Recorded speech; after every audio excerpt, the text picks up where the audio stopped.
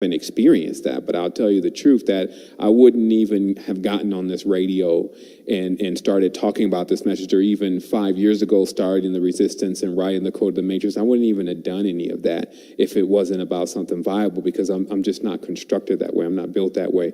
I'm not a person that has had really a major trouble with getting around in the reality. I won't say the reality has been kind to me, but what I'm saying is I know how to function in the reality. I have a lot of skill sets, so I can go and do different things and accomplish what most people want to accomplish, i.e. money.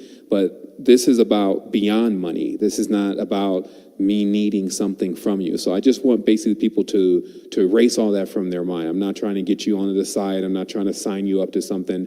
What I'm doing here is I'm fulfilling something that I promised out of integrity to the universe, which is basically if you come in here and you start eating these snacks, eating these fruits, eating all this stuff, and then you're getting taken care of, you're warm at night, the sun's warming you, you know, all this kind of support system, then you end up having to balance that out at some point. And what I'm talking about is that for some people, Earth can be considered a 5-star hotel. Obviously, many people don't see it that way. They want to check out. But in reality, especially the people from the Western Hemisphere or towards the north, really, which is what caused that. Eating all this stuff, and then you're getting taken care of. You're warm at night. The sun's warming you, you know, all this kind of support system. Then you end up having to balance that out at some point. Surroundings, why the lower areas have to process all of what you ate during that night when you ate the French food, or, you know, all of the different desires that we fulfill with the upper area of the body. The lower area of the body tends to have to carry that weight. So in the northern regions, generally you find people that are well-to-do. And in that stage, then you accrue a very high bill in many tenses. And some people don't see it that way. But the reality is if you start getting pampered and you start getting entrained into an illusion, then you got to go back down that entire path and sometimes even wean yourself off of certain things before you can actually begin to see the balance point. So in a certain tense, all of this is very similar to the structures of things like banking and things like governments. That doesn't end in anything that you can see in the physical eye, including those other planets out there. And so the reality is the system may be working better and more perfected in what they call the first heaven, but that also means the first haven, meaning the first place that the beings went when they went into duality. Right? So that's why they always say, well, God's up there, or Deuce or Zeus or the divided being is up there in the first heaven. But the first heaven is still denoted as basically one of the lowest places you can really get to, because you're coming out of totality. You're coming out of all connectedness, oneness. And so let me show you how this human being thing works about the good and evil. Now, I can be in the shower. I can think I'm doing good hygiene, obviously, to do a good job for the people that I'm going to meet so I don't smell and not accumulate a bunch of bacteria, et cetera. So I'm doing good, right? Until I flush about 30 to 40 gallons down the sink that nobody is going to be able to really recoup on, mainly those people that are out there in those countries that they're running out of water in 2 weeks, or the waters is completely contaminated. They just want to drop, right? So I'm doing good. Or what if I go and join up with the Red Cross and I go fly out and I start healing all these people and working with my time and all that kind of thing. But meanwhile, JD, Mr. Rockefeller and Dickleby are sitting back there reaping all the major benefits from the loans and the donations that are coming in, right? But I'm doing good, right?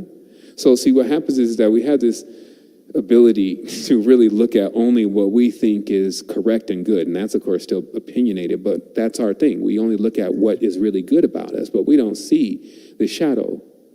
So thus, if we never take a moment to look at that, then we also don't see the other side of this coin in this dualistic world. And that's what keeps us trapped. We remain in a polarity where we begin to basically only see how things are right, not left. Notice the terminology here. You're literally saying everything that's good is one specific direction, while everything that's bad is in another direction. So if you polarize yourself or weigh too much into one area, then you come out of balance. And out of balance is out of balance. I don't really care what you're doing. And I like the way a friend expressed it to me. He said, look, the universe, it doesn't really care what the story is. It's only reading your frequency. So whatever caused you to get into a certain frequency, that's not the language the universe speaks. The universe speaks frequency. So if you get into that frequency, you're going to be in there. So I want to talk about something about just to clear the plate for most people before we even begin, about judging yourself.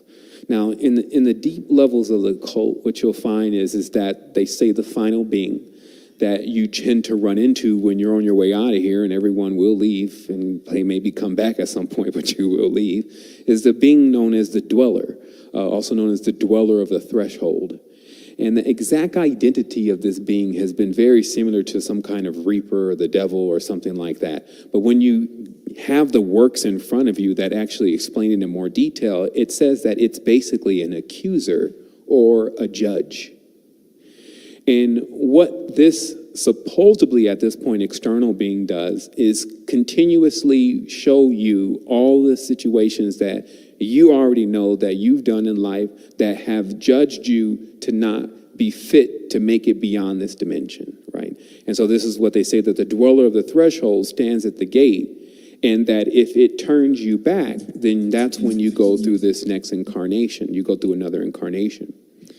So we now have discovered, beyond a shadow of a doubt, that what this being is particularly is something that we're creating based on this same idealism of this good and bad, which actually creates a lock, even a guard, that doesn't allow us to get out of this circle.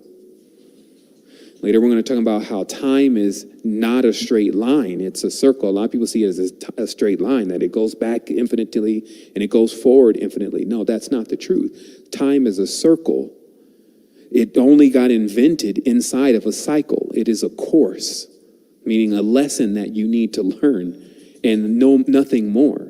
So going deeper into this judgment, okay, what we find is that this is not just about you telling someone else that, oh, you need to do this and you need to do that, or you're telling someone else that, oh, I don't like this person. This is the surface level of what judgment does. There's much deeper levels of judgment. And this is why the old time script says, judge and ye shall be judged. And what this is literally a riddle for perpetual motion. The moment that you actually make that judgment, then something that has a tendency to be the opposite energy will come back at you at a certain point.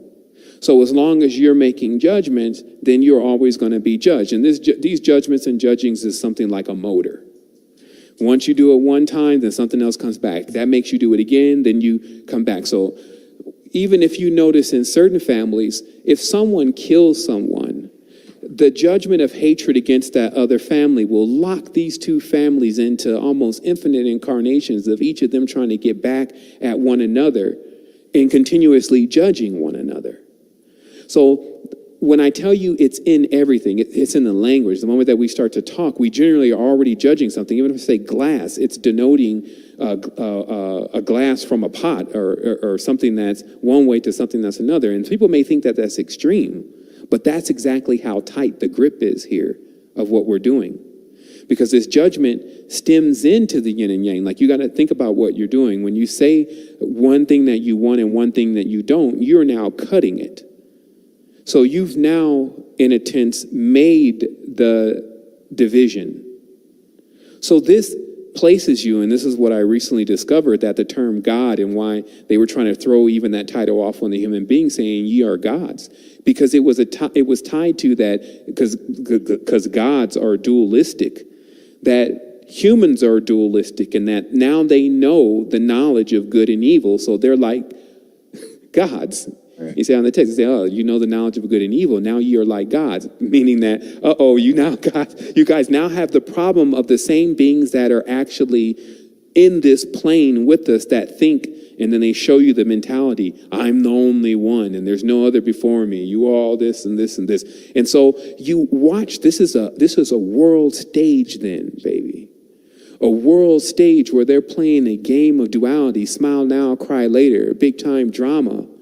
And then we've gotten so into this act that we don't realize the real lies, like it's an oxymoron. We don't realize that we've bought into a huge illusion. And even expecting something out of this, automatically puts the person on one pole or the other pole, because if you really understand what's going on, there's nothing wrong. It's only when you start looking at this reality, oh, if it was just better, and if this was just like this, and this was like, whoa, what are we talking about here? You talking about the dual plane? The moment you create better, someone has to create the opposite.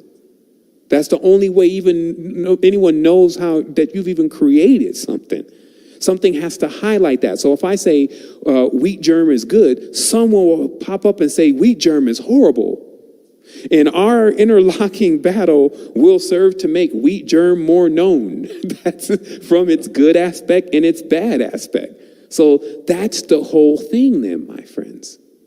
And again, it becomes an addiction. So what happens is that it's gotten very graduated, this judgment thing. Now, I'll show you how wired in it is. Of course, in the Old Testament, most popular book in the world, not the New Testament, the Old Testament, because it's still in more circulation. So the Old Testament, it talks about the judges. And it gives people how many judges are there. How many judges in the Bible? 12. Okay, so why are they using that number? It's 12 signs to the zodiac. See, they're not talking about per se physical men. What they're talking about is archetypes, meaning energies that influence the way that a person comes out, meaning that's the real judgment. Something that influence the way that you come out. And this is why the zodiac signs, if you see a person under the sign of Scorpio, there tends to be a certain kind of character tied into that person 95% of the time. You see what I mean? So you can basically base a person's temperament, their attitude, how they're going to react, basically their judgment, on what sign or house they've come from. Okay, so where they've been judged to go next because they were judging. So here's another thing. If you notice in mysticism, they always talk about that there is another plane, but there's a gate there. And then there's something guarding that gate. And then they try to give it always the most crazy and the most ferocious kind of appearance, and that everyone is afraid of it. And it's because it's themselves. Never will a person see how much they're afraid of until they close their eyes with the third eye on. Meaning that what we're actually dealing with inside of ourselves that is making so many people external and just completely run away from what's inside is all of the monsters that have been consumed in this reality that has been fed to us day after day, whether the monsters in the food, some kind of chemical, some kind of worm, the monsters in the media, real monsters on TV, they're showing it and flashing it, the monsters at every single corner. So what that makes is it makes a society that is ready to go outside and judge someone else, because the last thing they want to do is judge themselves. But these days, I'll tell you, the best thing that we can do is begin to judge ourselves very briefly and to realize very, very fast that the grace is sufficient. And I'll explain that very deeply, because a lot of these texts, and I'm finding out more and more every day. Like, I've read the Bible 3 times and just, kind of cast it away from me for a while and just looked at into deeper things. But in going back to it and realizing some of the things that are written, it's proving to be very paramount in realizing exactly how people get stranded, and even how I've been stranded onto this dimension. So it's a very important thing. But you know what? I'll come back to that in just a minute. What I really want people to see is that what you're wrestling against here, if you have any kind of opponent, is your flesh. And the reason is the flesh, who's connected to reptilian, connected to Aquarian, connected to everything you see as animalistic on that zodiac, is a lot more convinced about what it is than the mind. And only the soul knows better. And let me explain that again. The mind is like a puff of cloud based on how much it really believes in the illusion, whatever you've accepted as some kind of spiritual theism. People have not experienced anything like spirituality, especially if they've only been looking external for some kind of phenomena or some kind of feeling externally that will cause that, no matter what it is. So this lets us all see very clearly that the dense body, who's gone through complete metamorphosis from amoeba to apex predator, that kinds of status, meaning in the DNA string, that kind of resilience of its existence, that's what you're actually attempting to explain, that there is something greater. Okay, so I want people to see that very clearly, that all of what they keep talking about, again, reptilian, mammalian, in the thousands of years that have gone through this evolution is not a lie. And this body has developed a certain stage of consciousness, but surely it doesn't even compare to where the soul is. The soul tells you where it is by its word. It's in one. Okay, so what we're seeing is we're seeing now that the dense body is trying to stay and believes that this is the only thing that actually exists. And what our mind is attempting to do is become strong enough to connect the dense body, or introduce the dense body to the soul and to the possibility of living on rather than perishing like everything of flesh does. So getting into this, I want to talk about very briefly how time is not as we think. And I'm not talking about that it just being a circle, but that it's also, in every tense of what I'm saying, a frequency. Because what I witness with my own single eye, not my own two eyes, was that other objects that are in this reality, like trees, begin to come alive when you begin to move on the frequency that they're on. So you can actually be looking at what would appear to be a dead tree. And then when you turn on your faculties and start to go into the frequencies of where that tree is still alive, that tree starts to come alive. And this is very paramount to what has been going on in this reality, and for us to understand time fully and complete, because it actually gives you the ability to begin to rewind time and actually do away with time altogether. And to also really look deeper into exactly how our reality around us is actually functioning based on the frequency. And then that frequency is changing what we call time and making things faster or slower or changing our experience. So I want to take a moment here, just to allow you to speak into, because all of these things I'm just skating over a little bit, so that within this second half, as we always do, we can drill into these a little bit more and to start really pulling out how all this stuff is put together, because this is now time for it to happen. It can happen. And that's just, of course, if I can, clear my mind and keep clear enough during the conversation to be bringing this back into duality. And so people need to understand this. Like, don't look at what I'm saying and wonder if it's actually making sense. Hope that I actually get a chance to put the right words together to allow it to make sense to you, because I know what I'm talking about. But the reality is I'm talking. So what I'm doing right away is I'm putting it into duality. And I'll give you another way of looking at that. A 0 and a 1. Okay, they call this the digital world. Now, the digital begins with DI, and we've seen that word before. It's called die, meaning to split into two, or dice, two dice. Die or deuce is all the same word. It means two. So if you look into computers, the reason why they're digital is because they consist of a 0 and a 1. Okay? So that means that the moment that I even function on duality, if I function on the good and the bad, the light and the dark, I'm now in the digital world, which is an illusion. So this digital world you're seeing in the computer, it's just a mirror for the digital world of the robots rebellion, or the people here that have been connected to a good, evil, dualistic mentality that have become automatonly robotic and now are functioning on perpetual energy until they break down. And then they're built again and reanimated, and then they give it another shot. You see what I mean? So what I'm telling people is that while we're looking at the computers and wondering if they're going to try to incept the reality, as far as it being digital, this reality is already digital because it functions on duality. And the computers were just a shadow of what was already being done in the spiritual realm on these lower planes. Okay? And to go on, how you would see these realities then is they look like webs. See, when a grander projection that contains tons of components, chairs, computers, tables, good, evil, grass, all these kind of things, it comes out like a web. They used to call this the web of Gaia.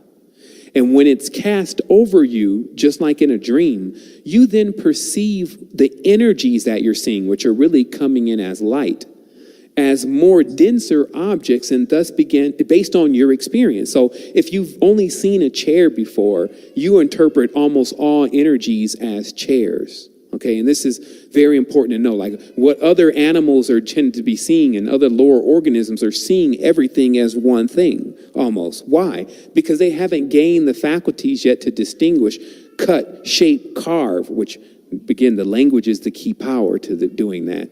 Cut, shape, and carve it out as something else and begin to build it. So I'm going to rewind here, and I'm going to talk about Cain and Abel, because this is a very important metaphor to understand. Hey, seven, real quick before you go into Cain and Abel. I have one question about something you talked about a bit ago, and the gatekeeper beyond the veil of life, right? That judge. Now, in my experience and what I have found in my own personal research and through discussion and conversations with others, is that this gatekeeper, and I agree 100% that this is a creation of ourselves. This is something that we are creating for ourselves. But the question that I do have with even for myself is, do we have the ability to embody a separate, or a perception of a separate individuality, or for sure, we do it all the time in the dream. Like everything that you're seeing in the dream as a universe is what you're creating. And in almost 95% of the cases, unless you're dealing with a trained adept that knows how to get into your own projection and speak to you inside of there, and that's also generally very vivid when something like that occurs, all of those characters are being built up to take you into generally the greatest fear. That's what most people tend to experience, is whatever they fear the most. There's a whole dream cooked up where that starts going on, with even individuals playing roles that they've never seen before. So It's important to understand that this dweller, the threshold, the judge, et cetera, is a specific frequency. And so when someone phase locks in that frequency, mainly leaving the body and being afraid of what's going to happen next, that's really the case that most people experience when they're about to leave here. They don't leave easily, like, oh, okay, great, it's finally time. I'm about to ease up out of this thing and ease on down the road. You know, it's not like that. It's more like, oh my goodness, what's going to happen to me? I'm sorry, Kate. You know, so in that tense, the dweller is there because the dweller is a frequency. It will always remain there, just like, you know, there's always a foundation to a pyramid, right?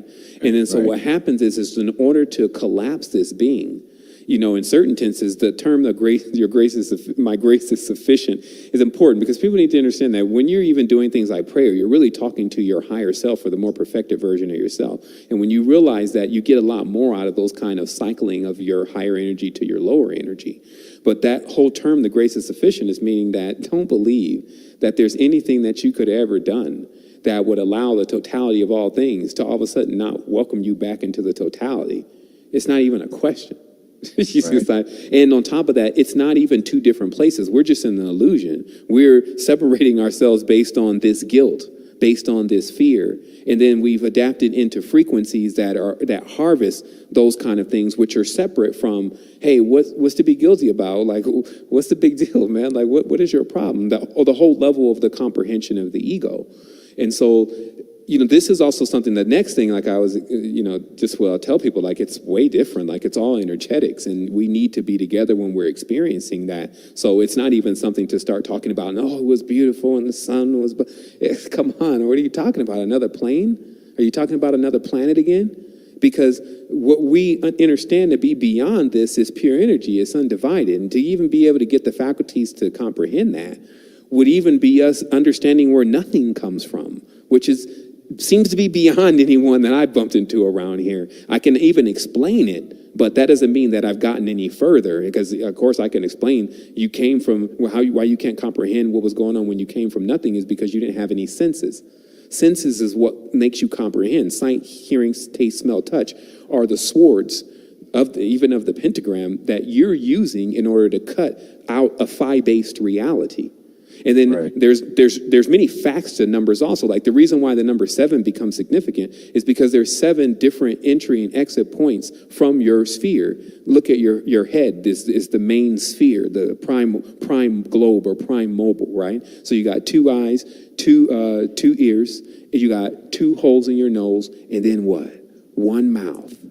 Letting us see what is really responsible for bringing all these forces together, our mouths. So what frequency comes out of the mouth tends to exhibit where exactly the person's stage of consciousness is and if whether or not they have achieved balance. And wise people, they just let you sit down and talk because they can see right from there, what your issue may be and how they can help you. And that's really the only thing that they're really concerned about, not so much as small talk. But this is of course, it's an amazing thing to get to this point to begin to comprehend this, but to begin to do the real work, like getting rid of the dweller of the threshold, means that you literally are looking at every single situation from one point and understanding how you're just judging everything, and how when judging goes on, it stops you from wherever you started judging at. So you can go through you may not even get to the beginning of the book before you already judge. This guy's a Rosicrucian. He must be a part of secret society. So I'm reading it.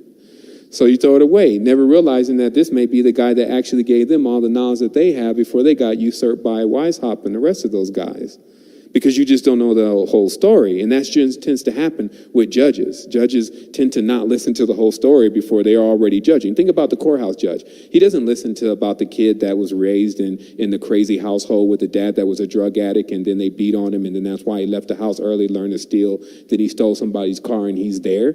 They judge, did he actually steal the car or not?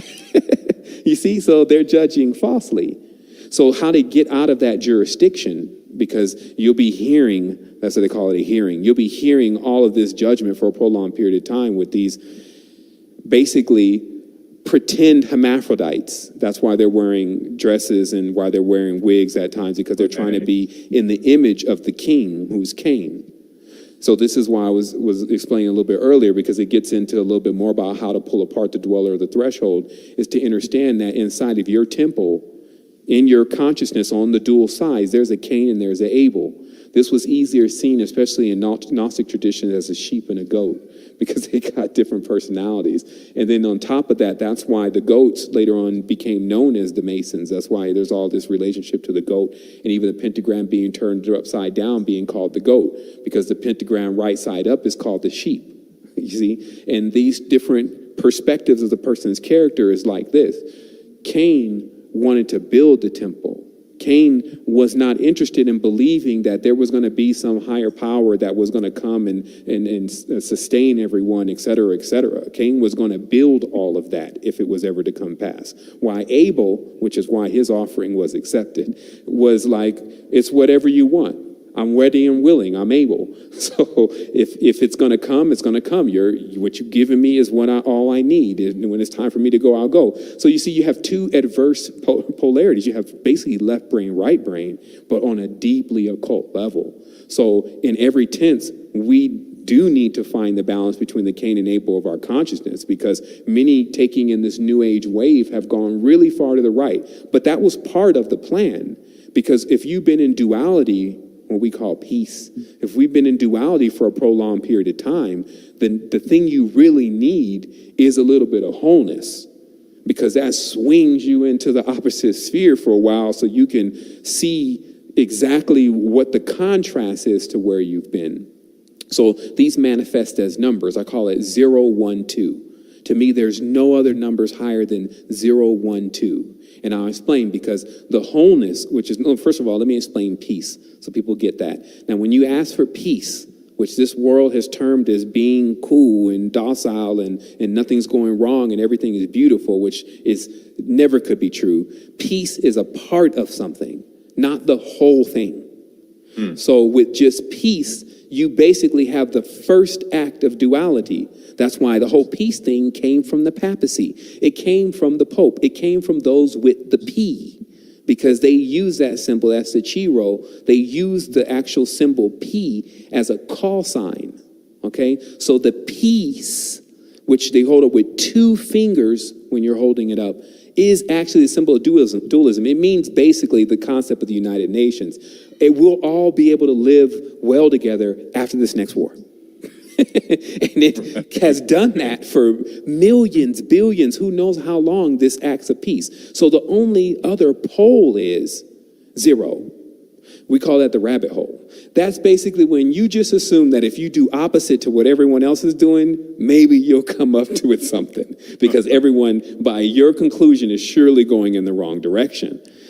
But this then turns you inside, right? And this is like synonymous with the monk going into the cave. But inside to what? Because now you got to figure out a lot of stuff. That's why they call it the rabbit hole. Now, just because you've gone within doesn't mean you know what's going on. And they say that this is synonymous with, some people believe that when they get to this next plane, right, this astral plane, that when they can get there and they can learn how to operate there and they start learning everything about that place, that they'll be in much better condition. This is foolishness. Because look at what we did here. We thought the same thing. When we got to this planet, we were going to learn everything just like the scientists claim that they know now, and that we're going to map it all out, and then it was going to be happiness. But that's not what's going on. So what makes us think that that's going to happen on this next level if we keep taking the same things that we've done on this level, anything, to that level? All this has got to stay here. It's not just, well, wait, I got to get the ring that my grandmama gave me. Wait, my husband, he was still there. Wait, no. Nothing will be going. All this is contaminated with duality. Like, this is what you're trying to get away from, whether you understand it or not. Now, there's no rush because there's no such thing as time, but do get on your way. Because think about what I'm saying. When I say there's no such thing as time, I'm meaning that directly. There is no such thing as time. But if somehow you've been in it, you better get some stuff together very fast. You better make a jailbreak fast. Because anytime time is in the equation, time will run out. So you need to get to a space where there's no time. And I'm happy to say that that space does exist. So realize what wholeness bought 6 years ago, 5 years ago, whenever we began that, even that term, is it was swinging people out of the peace hemisphere into the complete thing, which was like a rabbit hole. We tried to dissect it with numbers, letters, animals, lions, tigers, bears, oh my, like it was just so vast. Wholeness. Think about what you're talking about. It's a portal to infinitum, but it's not oneness. And that's what's coming next. Oneness is the integer. It is what it is. Look at it. It's a straight line. So I told you that time runs in a circle. So a straight line must be the way out. Why? Because it's like a needle. It pops the bubble. It's the balance. It's the zen. It's really at the moment. When somebody say, hey man, you straight? Yeah, I'm straight. That's balance. You see what I mean? So, and it makes perfect sense because this gives us the symbol of what the pyramid really means. On one bottom, let's say the bottom left corner is the 0. On the bottom right corner, there's the 2. Now, automatically the brain rejects that. So no, 1 comes next. No, it doesn't. See, it's all mixed up. Let me just tell you what's going on. 0 on one side because 0 will always battle 2. Wholeness will always battle peace because it just seems not right. But what you need to do is you need to get to 1. That is the top of the pyramid. That is the tip. That's when, and remember, the pyramid is then the whole body. You got 0, 2, and 1, and there's only really one way out. You see, I mean, there's one way out of duality is right to them. And that's why I say anyone that's on this level, the metaphor is there's no one left. That's why I was saying on one of my last shows that in all these holograms, the only thing always missing is one thing, mainly God. They always say, where's God? Oh, God's not here. Well, why not? Well, it's because that supreme being is 1. And because we're in duality, we can't be where it is. We've figured out a way to sever ourselves from that to learn this lesson in this university about what? Some people are always looking for the meaning of life. There can only be one meaning to life. To learn how to get out of duality. The main component of physical worlds is the yin and the yang, is the phi, is the 72 degrees times 5, the pentagram, the perfect circle. It is the equations, even all the mathematical expressions, the numbers. which make a person numb. You can count ad infinitum until you get tired and fall out on the floor and throw up. You can keep counting. So that lets us see it's in the wrong direction. And guess what? If time wasn't going to run out and wasn't limited, then nobody would die. Because our perception of time would be, oh, it's ad infinitum. That's not what time teaches. Time is a frequency. And it teaches us that if you don't maintain mainly above the speed of light, because when you get below the speed of light, all the creations and manifestations start. So if you can stay above the speed of light in your consciousness, then you won't what's called age, because you won't be in time. You won't make errors because there will be no era or units of time. So thus, if you can't make an error, then there's no judgment, because there's no lower frequency to sit here and tell you that you've done something wrong in your own mind, in your temple. How dare you let something come in your temple and tell you and accuse you? You need to be doing that on your own if you really understand and understand what exactly is going on here. And the reason why someone may judge you non-efficient. And that's where this whole thing comes in with the sovereign. And the whole thing comes in with this constant graduated system of teaching a person how to be a slave, right? Because that's when they've judged you not a free man. You see, so this is integral stuff, and we're gonna keep moving through this because it's so integral. It's just so integral. I'm gonna take a moment though, because I kind of skipped forward a little bit here through my thing, because we need to talk about these webs of projection. Because now, if you look on the front door of the Bohemian Grove, it says, "Spiders, weave not thy web here." And in fact, if you take every single other first letter and you read it, it says something else too. But it's a riddle for saying. Jabulon, who is the spider, is a metaphor, is weaving webs or matrices that other souls are getting trapped in that are not a part of this club or custom of worshiping this owl. Okay, so this is just, it could be some Boy Scouts that put something together. Who cares what it is or how it began? We need to understand what it's become. But then if you go in non-biased though, and this is what the key is to all the knowledge. These are the two keys of Peter, the gold key and the silver key. If you go in non-biased, you get a chance to understand the entire thing.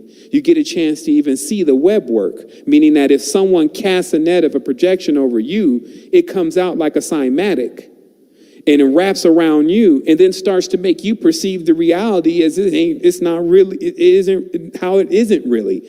Okay, and then so after a while, it starts to look like a yarn ball. You got so many webs cast over you. Think about it, like it's down to an nth of a micron, like whatever they call the size of an atom. Imagine a web that's weaved that's that small, and then those kind of webs cast over an individual ad infinitum. Till those webs end up becoming shells, trapping the individual so far away from who they really are, they can't break out.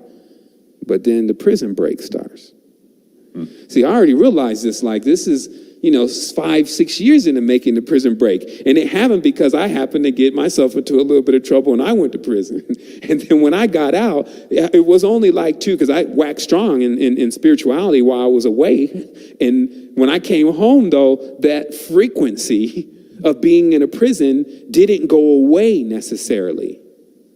And then I had to scan it. Like, why isn't the frequency of prison gone away yet? And it took me 2 years to finally get a feedback on what that scan was about. But basically that scan entailed, it's an illusion. Everything that you think you are, this name they gave you, your parents gave you the name based on someone else that gave them the name, that gave them the name, that they may have liked, that got the name from somebody else that they liked, that gave them the name. You see what I'm talking about? So you basically even can have the same name as somebody else and you're calling yourself unique. All those things must be cast away, meaning any kinds of identification with redundancy need to be cast away. But remember, in a reptilian Republican reality, what's really going to happen is they teach through repetition. Reptilians repetition, that's why they do rituals. This is all rated R stuff, by the way. That's why all this stuff begins with R, okay? Reptilian Republican. Oh, yeah, I mean, it's just the whole repetitive cycle, but there's a mastery in this cycle, make no mistake, meaning that you have beings that are like Smeagol with the earth. They just as soon as hold on to this in fear of what goes on next. And let me explain why, because this is not, because a lot of people always say, they say, oh yeah, the higher beings can't get to the next level and they're scared of it, blah, blah, blah. You damn right. Let me explain to you what really happens. It's a frequency. So if you actually make yourself what looks like a knight on another realm, it's a gray aura. And it actually builds up around the person like a shell. So this is the kind of guy that'd be like, yo, man, dance, laugh or something. He'd just be sitting there. And if you looked at his aura, it's all gray. So that gray-like, ghost-like aura has a problem when trying to move through energetic fields because it starts to crack. And then because what's under that layer is so nubile, so fresh, and so not even been around outside of the box in so long, it's hazardous for it to be out into a real reality that is the real truth about things. Right. And so this is at times what many of us do with ourselves. We build up all these layers and shells and shields and swords and serpents and all sorts of stuff just all over the place for what? They say, oh, it's for protection. That's why they put the serpent on the saying. What is it for? What's protection? I sense fear. What are you protecting yourself from? The dweller. Oh, no wonder why. Somebody didn't get the memo to you guys. You guys created the dweller too. There's no part of this that we didn't. And this is the other thing. I'm glad we started talking about this because I have to tell everyone who they really is. Because the they thing has gone way too far. Because they is getting way too much power. They is you. And let me explain how. This is from what we agreed upon on the Mount of Hermon when the 33rd fell and gave you the degrees in your back. We agreed that there would be a collective projection here and that we would all use our powers and ability to do this damn thing. And that's exactly some of the terminology that was used. What the hell were we thinking?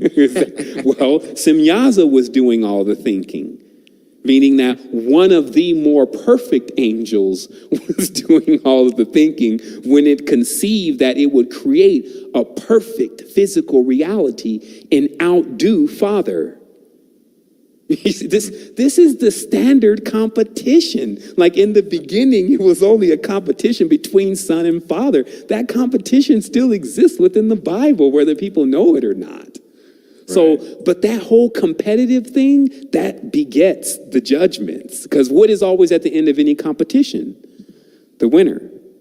As they say, second place is the first loser. The reality is that any kind of red and blue competition gets judgment going on because someone's got to win. And so this is just, again, a part of that whole thing. But they is all of us, because in a collective projection, see, this is what happens. If I only can create daisies, then I get a little bored of seeing these daisies. And if you can create oak trees, then maybe we need to talk. So then we can have a reality of daisies and oak trees. And then so what we'll do is we'll come together in union. That's what harmony is. It's sexual or sexual. Two triangles will come together and then they will birth from the center something, a blend of both of them. And so what they is billions, they can't even be counted, of decisions that are made at every single moment that are all mating and spawning with each other to make an outcome. So oftentimes this will create an outcome that you do not want, because there's always an outcome that you do want and always an outcome that you don't want, because you're still in duality. So you see, this is how the wheel gets kicking. And what I've done is, and me and a good friend of mine, Jason, we've begun to record at least the 7 or 8 phases, or 7, 8, 9 phases of judgment, meaning stuff that you haven't even seen. When you look at judgment backwards, like I said, instead of thinking about you judging other people, the main thing you need to be looking at is, have you been judging yourself non-worthy? Because once you do that, then you get caught in this frequency. Now, let me explain a little bit about these frequencies. In the frequencies, the deeper frequencies of duality correspond to the animals. No matter how cute and cuddly and snuggly you think this thing may be, before we domesticate it, it will rip your head off. And that's just how it works. That's all a part of the ecosystem. So what the netters were doing, which the netters are the forces of nature now, because netter and nature are the same word, even when crossed over from each tradition. But what you'll see is that the netters were utilizing different vessels to experience consciousness in the dualistic reality. The netters were the first gods. Nature is the first god. That is the elementals. So those are the forces in which things began from, and then all the trickles down come later. So the dog is a very key component to this current stage of evolution, as they call it, basically more gradual progress into duality. Hey, we've gotten far now. How far we got to go? I don't know. I can't see. It's too dark. But we definitely can keep a light bearer around that'll actually keep lighting all this stuff up until we figure out how we're going to light up all the space again. How long is that going to take? Look how much progress we've made. You look in the sky at night and see how much progress has been made about lighting up the darkness. So the reality is that, you know, I get a little excited about this, by the way, but the reality is that the dog body, who is Cain, who is a Canine, who is from Canaan, was used as a portal. This portal is known as the black dog, but she's a bitch, meaning that it's actually not a male. If anything, it's a male-female. That's why the Baphomet is hermaphroditic. But all the rest of the symbolism is way too encrypted for people to see that that's Venus in the other stage of its consciousness as an initiator into the dark mysteries, which basically look like a vagina. You see, the initiation to the dark mysteries is not all of what they keep writing about and with their fanciful tales in these books. It's about plunging into wombs and then replicating yourself into realities and then experiencing it like an adventure because you're lost and don't know where you're going. Meaning that the craziest act could be to drive in to an actual womb reality and then reincarnate yourself there and then start to try to figure out what's going on. And we've done that. We've plunged headlong into this reality in order to experience what? And we talked about this earlier. Duality, because there's only one other place when you leave totality. And so, you know, that I believe can give us the first half. We can take us a moment. And then when we come forward, as I always say, you know, just to keep it somewhat correct, then we'll get into, you know, we'll get a little bit more about the dog tags. Even why the U.S. military has them wearing dog tags. You got to think about that. And, you know, we'll get into a little bit more of the depth of the cymatics and those kind of things that actually create the reality, or what we're calling reality. I always say there's reality and actuality. And of course, unless you have something you want to address now. Well, yeah, a couple of things. I just want to make a comment about being your own father. I had a full-blown vision of being just that. I embodied my father. Yeah. It was bizarre. It was one of those full-blown waking conscious visions too. So I just found that coincidental. One other thing I want to touch on out of this first hour before we go into a break here is going back to that pyramid metaphor that you brought up of the 0, the 2, and the 1 being at the top. Now, my question there, and you said that the meaning of life, the goal is to get out of this reality. Now, my question there is it getting out of the reality of the duality, or is it mastering the duality? Well, obviously, it's like the chicken or the egg in attempts to that question, because, you know, as one experiences the duality, they move their cells back up into union.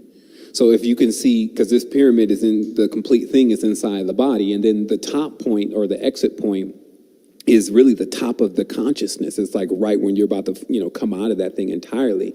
But as you seed into the body, you spread things into 2. But if you notice, even there's a central part of the brain. There's the corpus callosum, which is basically responsible for communicating with the left brain and the right brain.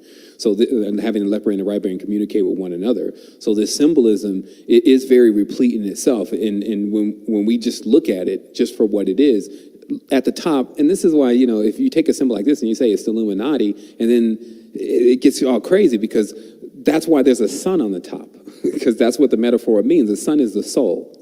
So that means 1. So we're able to denote just even by that 1 point. People need to see the symbol just for the common sense in it. Just at that 1 point, we're now at the soul. We're at basically the being of ourselves that is collected and where we've come out of. And this is why the other 2 points are always where? They're at the bottom. Right? One on the left and one on the right. They've been able to accomplish, as they keep going out of duality more and more, they get further and further apart. You see, the symbolism is telling tons of things, because if you come from that central point and then spread into duality in physical worlds from there, and then you basically, you know mathematically that you were your father as you come into the dimension, because one begets another, and that's not even a part of any kind of mystery or whatever mythology. Right. It's a fact. It would have to be a fact. But remember, when you can get deeper into the symbolism, you see that the king was Kahin. It means it's Quaheen, which was the cognate for a queen, like a king-queen, to prove, just as you see on most alchemical charts, that they say the first being that came on the planet was basically an androgen, and it had that ability to reproduce from itself. And that was basically so if you're seeing what's really being said, and this is how you know it's a fact. So king, the word king is the word Cain, okay? So from that point, you're seeing that Cain was the first child that was born from God, okay? So let's just look at it as a metaphor. What they're saying is the totality, the son, the soul, the supreme being, split itself, and the first thing that came, split itself from just being that central consciousness. You can't even say it was a male, female inside of the same body. And this is why I was saying you get 0, 1, 2, and then you even X out the 3. There's no such thing, because in the totality, and this becomes, just a further elaboration, there is no gender at all. So you can't even say that it's a male, female, and that's totality. No, the next being, the one that's called, let me see, I guess that would be called 0, okay, is an androgen. You see? And so this is how, it's like numbers will reveal it if we are willing to rework the numbers. And, I had someone, and I don't even tell the story, but basically someone who went really far in the mathematics, to a point where, because of how much they were known, they had to approach the Society of Physics of the U.S. and to go in and to show them these numbers that they had been getting wrong. And the person couldn't understand, if everyone had progressed so far along in math, why couldn't they see this simple equation? They sent this man out of the room, sent spies after this man, and this man they watch from till today to make sure the man doesn't tell people in the arena of physics what he really discovered about how our numbers are wrong. And we don't have to get into the big fat Einstein equations, more so than just seeing that the 0 in the identity of it, the 1 in the identity of it, and the 2 has been interchanged and messed all up. And so just that kind of change in our framework, since we're already in this dualistic thing, then it changes everything. It turns everything backwards. Like I was saying with even the word backwards, that it would make our words backwards. It would make our brains turn in the opposite direction. It would basically wreak havoc on our consciousness, even if we were making some type of progress. And this is why the English language has been directly connected, especially from the people who brought it forth. They were connecting it to phi. So that was the whole purpose of the language. So it shows that the language was constructed off of a theory of infinite division, because that's, of course, the anomaly with phi, that it just keeps spitting out more and more numbers, and nothing does that. So if you see this, and this is another thing, especially for code heads, if you see phi then as a self-replicating seed germ, this means I dropped this from the sky, mainly like a diamond, a pyramid, with phi encrypted inside of it. It slams down from the velocity of what it's catching from the atmosphere. It slams itself down deep into the core of the earth, thus throwing it off 23.5 degrees. Then division begins. There's 5 sides on a 4-sided pyramid.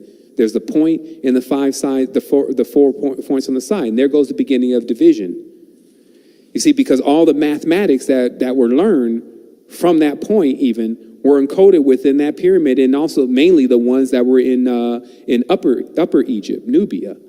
So you see how even just one of those, again, dropping around to people that may not even know what's going on, it's projecting in itself duality in a sense, or saying, hey, you need to divide more and you need to discover more. And I'm not, again, so when you get out of duality, you don't keep saying, oh, this is bad, and oh my goodness, I can't believe it. Oh, this is wrong. And you get out of all of that, or you would have never got this far. The reality is, like, even when they drop an obelisk, like they drop some of the obelisks from Egypt all the way in Washington, D.C. Why? Because those obelisks were there being worshiped, consecrated, and prayed to during a certain time where the frequency that was all pervading is that everyone was actually under the rulership of one being that was really more competent than somebody like Obama or Bush of running an entire nation into a level of being able to expand themselves. You see what I mean? So, right. But still that whole frequency of dominion, which no one has right.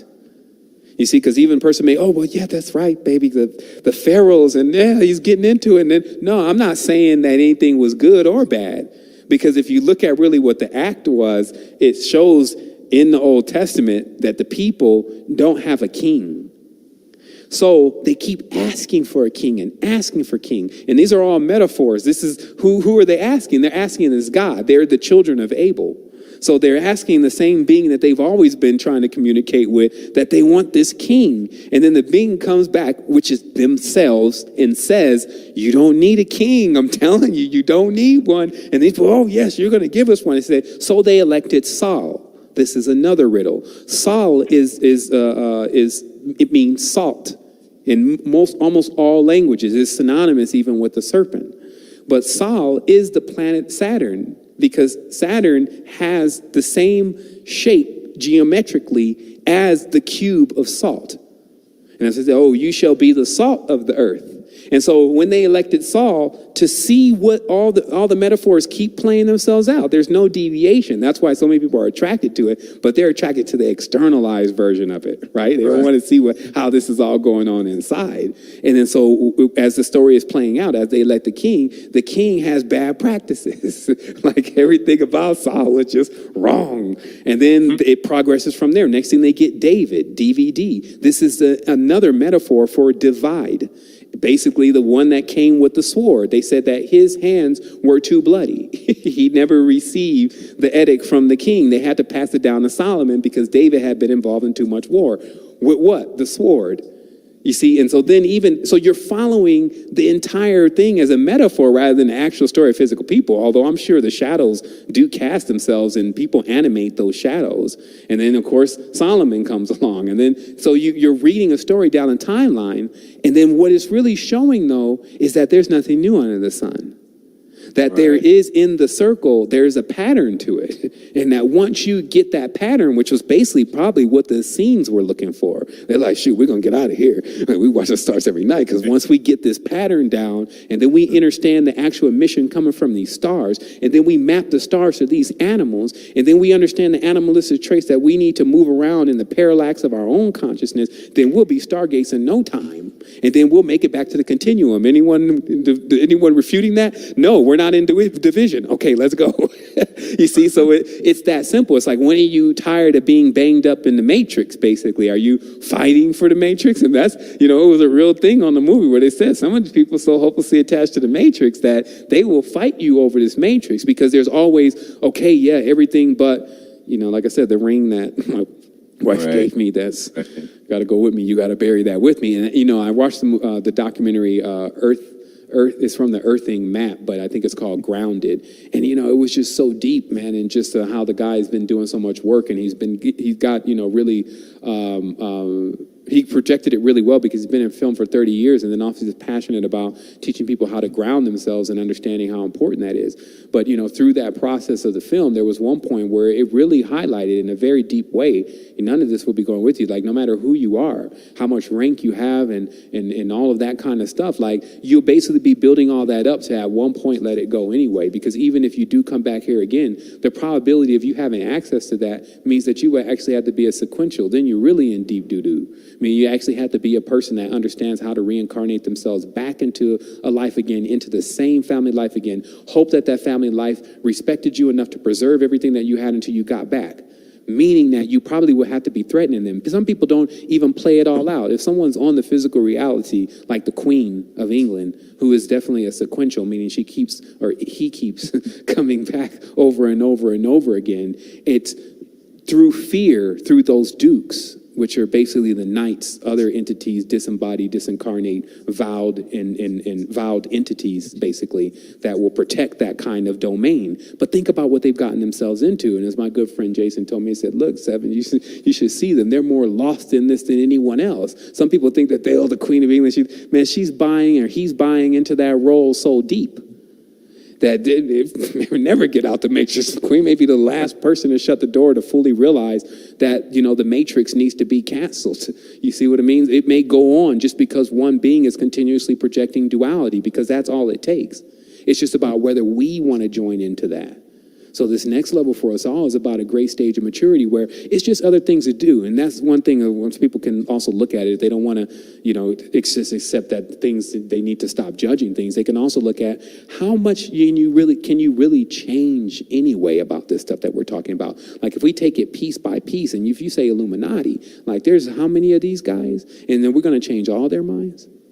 Right. Come on. Yeah. Like, I'm not going off on that fool's errand. That's like you telling me to run into Fort Knox with a BB gun. It doesn't make sense to me, at least anymore. So the reality is that this is about getting very mature with this and saying, you know what? I can actually spend my time and, of course, my energy, and I'm responsible for maintaining this frequency on something that is far more productive and far more balanced. So that way I maintain that balance. And then anything that I create and I build, it projects that balance versus me being all pissed off. And then I'm writing a blog, right, that day. And then all the anger, which I may not even express directly in that blog, but I'm expressing it energetically, and it's reeking from everything that I'm saying. You see what I mean? And so this is also how this collective projection of the illusion, we can throw webs onto each other and start trapping each other. They call it crabs in a bucket, right? So it's a real thing that until people understand the principles of actually judging themselves, in many tenses, your test of whether you've gotten out of judging will be simply the stuff that they're carrying on about you, and you just staying out of it, from that dynamic, if you really think about it. So. Right. And, of course, I'm talking about stuff that I'm working on. Like some people say, well, I saw your post like 3 months ago. You tore this guy's head off. And it's like, I'm working on that. Yeah, definitely work in progress. For sure.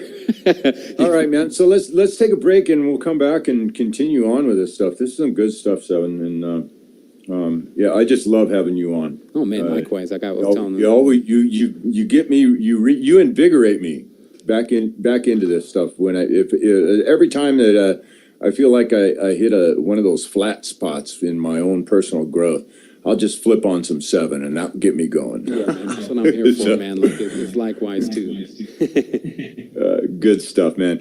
All right, guys out there listening, websites are resistance2010.com, astralquest.com, secretenergy.com, and you are listening to this on the 100thmonkeyrradio.com with Tom minus Ramon tonight. And I would urge you guys to pop on over to our website also and check it out. We've got hundreds and hundreds of hours and hundreds of guests on there. So going into our 5th season here, Seven, we've veterans. Good stuff. All right, guys, we will see you in the second hour. Condemnation without investigation is the height of ignorance. And for Mr. Ramon, the love you deny is the pain you carry. Namaste, my friends. Here on the 100th Monkey Radio, Tom without Ramon tonight. He is experiencing some, it's probably feeling better by now, but he gave me a call earlier and said he had a bit of a toothache. So best wishes to you out there, Ramon. For sure. Love you, bud. I want to thank everybody out there so much, as Ramon does. Thank you. Much gratitude for all of you guys that are out there listening and are on the path and supporting the 100th Monkey Radio and all these other amazing people out there that are sharing their truths, sharing what they've learned and what they've experienced in this thing we call life. And and helping everybody out there to grow in their own way. So, anyways, we've got Seven with us tonight, and Seven.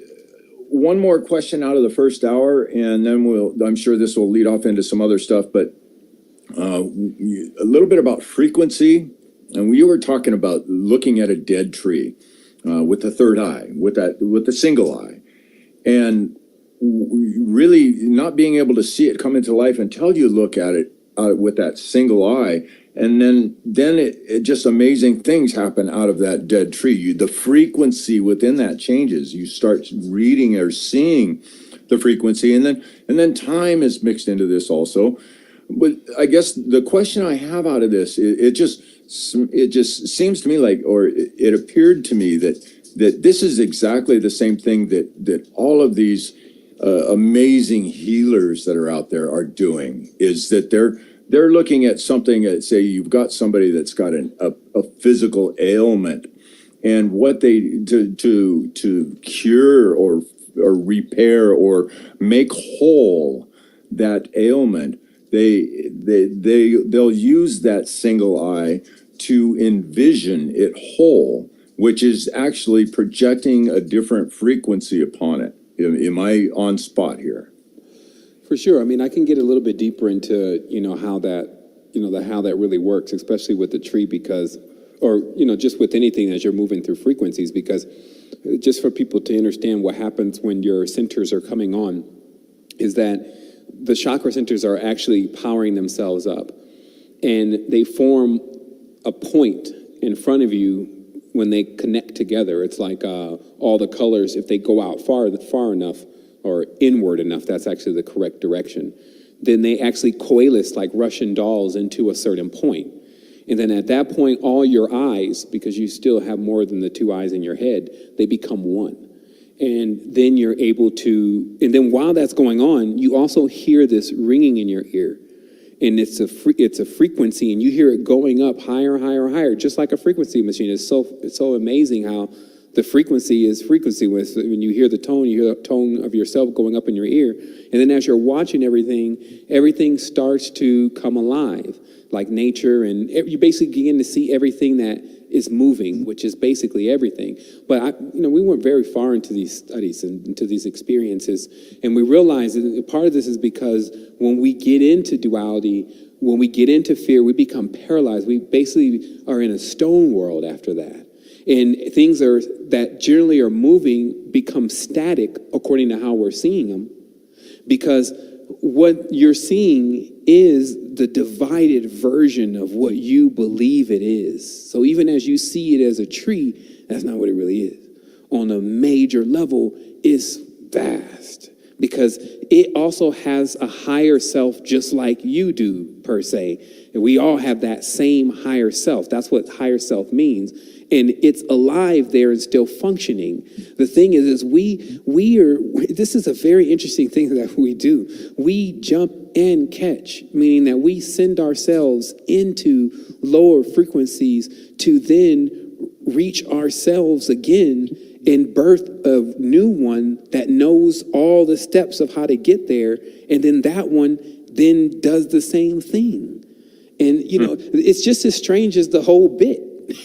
Some people say, that's strange. Like, why would you? Don't even ask me. I'm telling you it's going on because I can see it. But why it's going on, that's the wilderness. That's the what, when, why, where, how. The W's, the zigzag, the waves. That's, that's getting into that whole thing and experiencing these multiplicit realities, right? And so that's why also the name of the Supreme Being, as I always mention during these shows, is meant unmovable in the ancient language, meaning it wasn't a wave.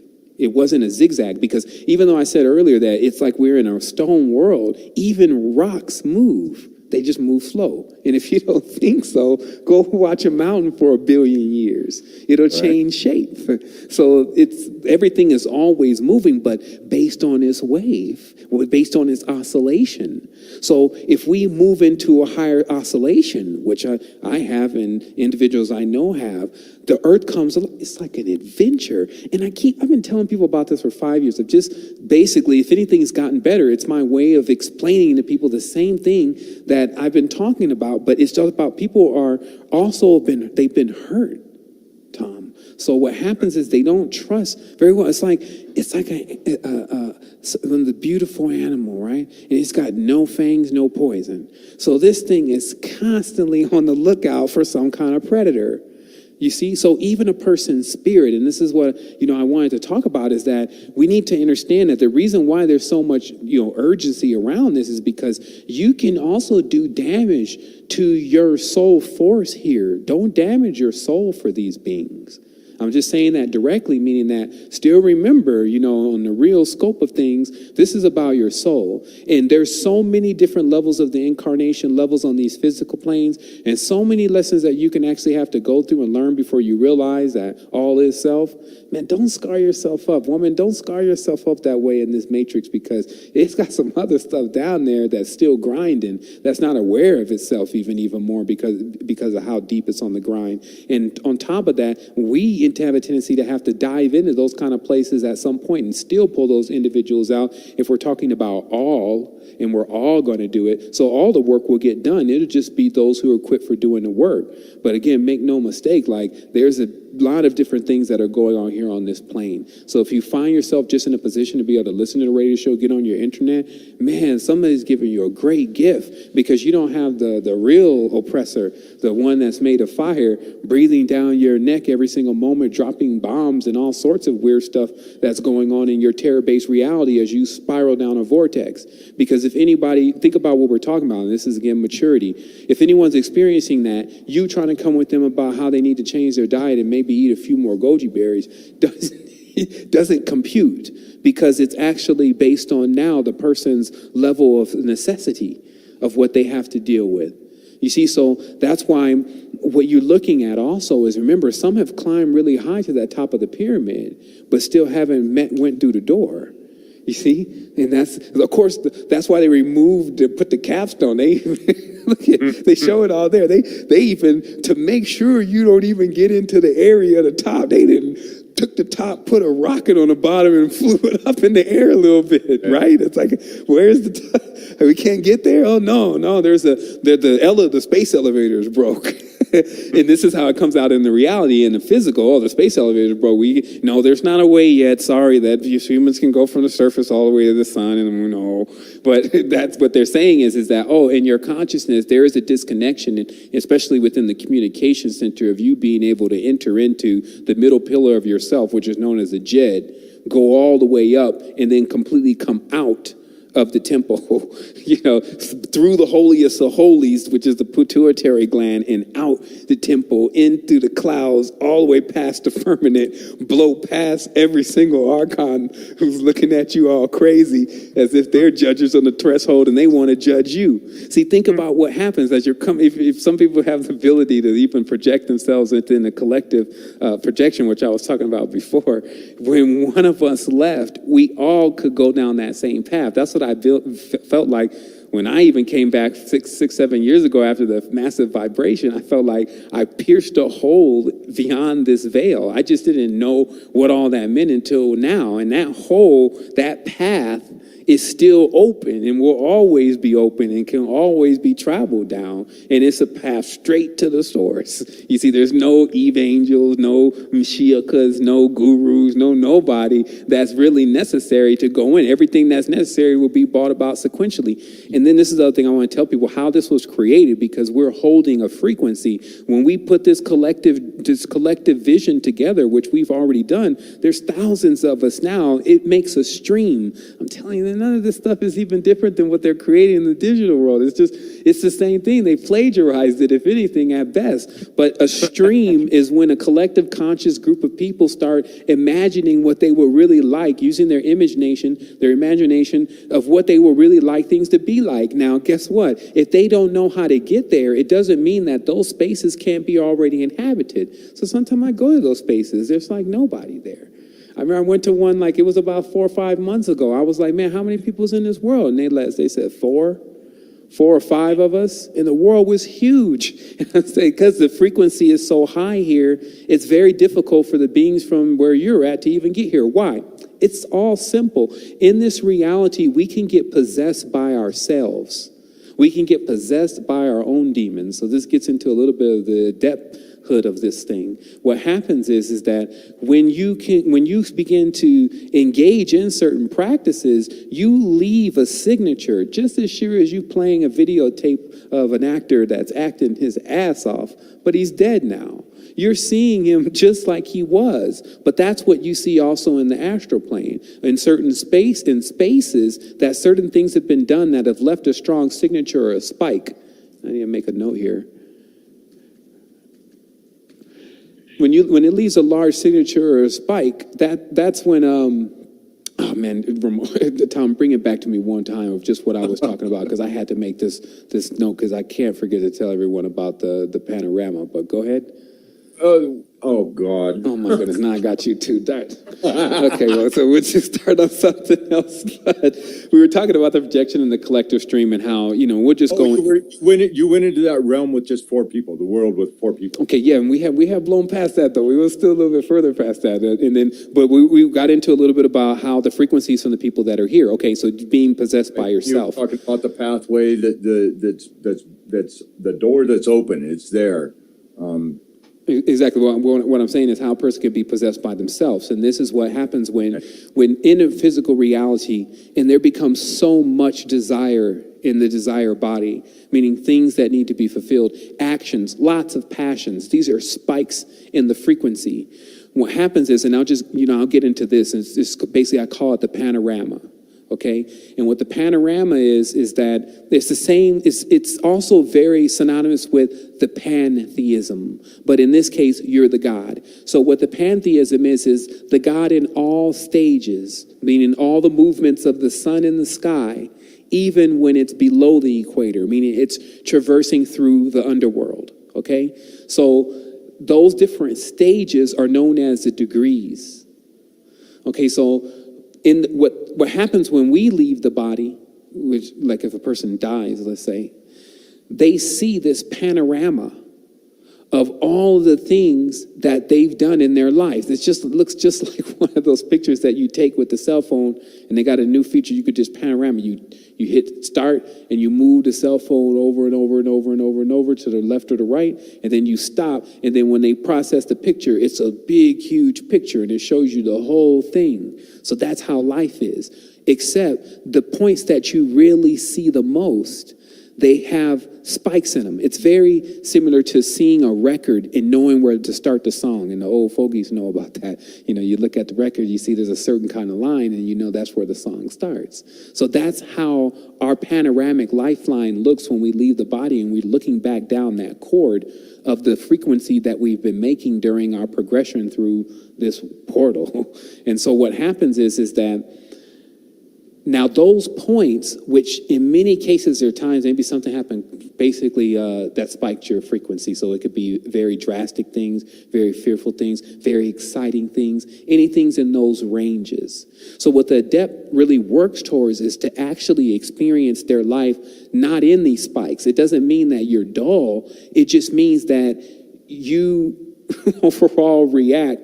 Because it's not like, so, okay, what it is that what you're experiencing doesn't change your frequency. It's very easy. So you can be on a very high, balanced frequency, okay, and achieve this and still be enjoying being on a high, balanced frequency. Because some people think when I talk about, not moving and all this kind of stuff, that I'm talking about death. Quite the contrary.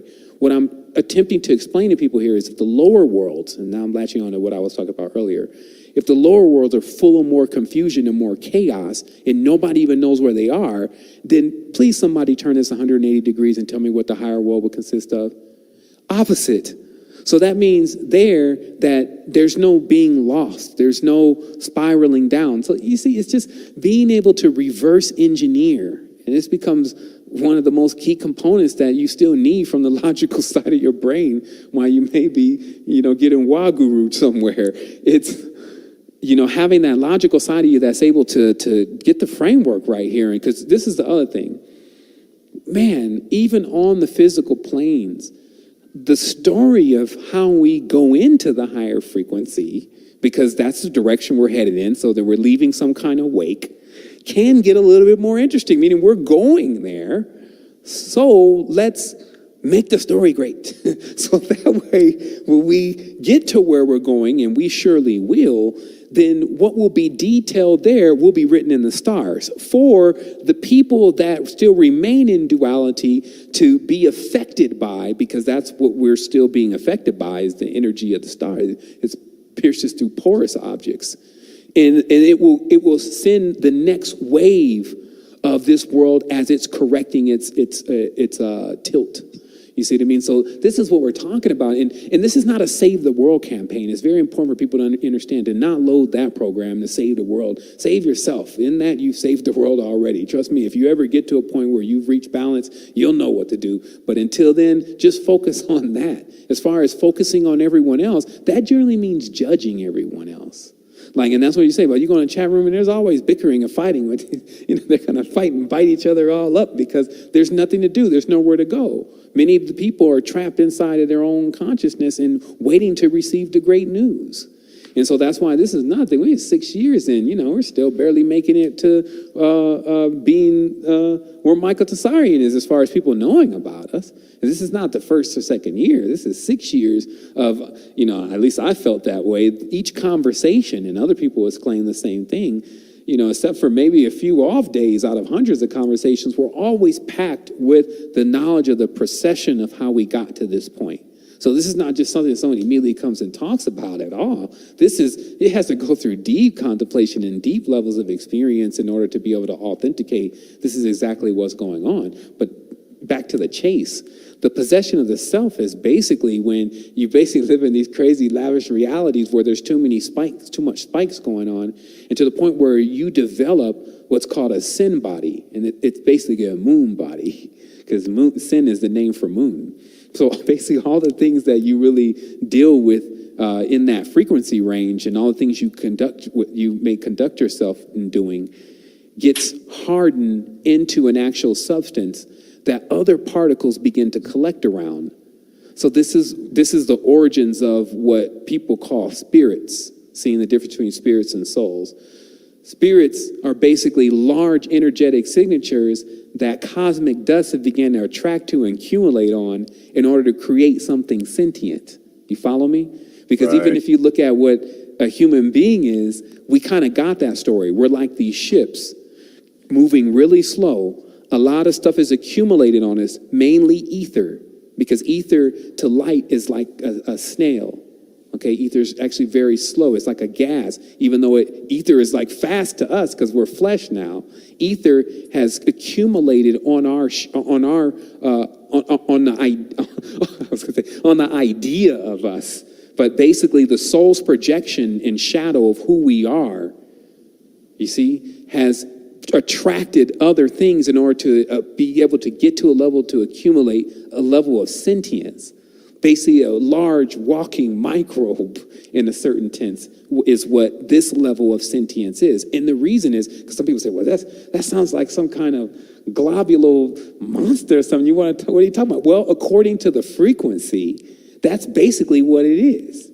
Because the other frequencies that are moving at warp speed, like the geometry starts tightening up, like everyone basically gets a workout and everyone's got abs up there. No, but serious, it's like high spin, you're burning off all excesses. And so that's why there's no, let's take this one, man, you better leave that there. We don't buy anything that's big because we're subject to get up out of here leaving all that stuff behind. We're not leaving no signatures. There'll be no trails. There's nothing really for me to anchor myself to there. And that's really when you're ready to, it's like when the captain comes in the ship and says, okay, everybody, we're about to take this one out of here. That's your right and left. Meaning that's something that as a sovereign on your ship, not with pirates on your ship. Because that's why they use the symbol of pirates, because if they get on board with that black flag making you believe that there's a death, now you got mutiny on board and you subject to walk the plank, be lost in the abyss without your ship, dealing with Chthon, which is basically some large cephalopods that have even gotten themselves deeper into trouble. Yo, how long have y'all been here? Like, people need to understand what we're really talking about here with demerge and all these kind of things. They act like these are the homies, man. Come on, like, what are you even talking about? Like, let's aspire for greater things. And that's why, this is the genesis of mental, physical, and spiritual expansion is what we're really getting into here. And, and this stuff it's like I said, it's moving at light speed. I suggest people don't get in the way. It may shing through things. You just hear that shing. Like, yo, what happened to him? He got in the way of light speed. Ooh, I guess he'll be all right later on. But serious, it's like we see the message. It's very clear to us. If it's this clear, we make a run for it now. You see, like, some people are like, well, yes, and philosophize more. Oh, no. Actually, you need to be at a meeting tonight after lockdown. Because, if you can see it getting to this level, someone has to open up the envelope. Like, why would I sit here and watch these people suffer? We're talking about a spiritual thing. You see what I mean? It's like, if you can open up the way, by all means, make no delay. And what we've uncovered, again, is shown beyond the shadow of a doubt that there is something more massive that we can achieve. This is not something to see. The issue with the church is it's so fictitious. See, people don't get it. Like, even if I was going to subscribe to your Jesus thing, and I was going to subscribe to all that, I subscribed to it before. But what made me click the unsubscribe button is it's so fictitious that you start getting this idea that maybe spirituality is not real unless you were striving to be something like a prophet. Okay, not even a pastor, but a prophet. Because if you were genuinely doing something like that, you would have been led down the path of Ezekiel. And then you would have eventually made your way to Enoch. And then you would have eventually seen that the reason why these men were in touch with, or if this is a metaphor, were in touch with something, is because they knew certain words. It's just as simple as that. People, they blow right by it, but they don't understand words or worlds.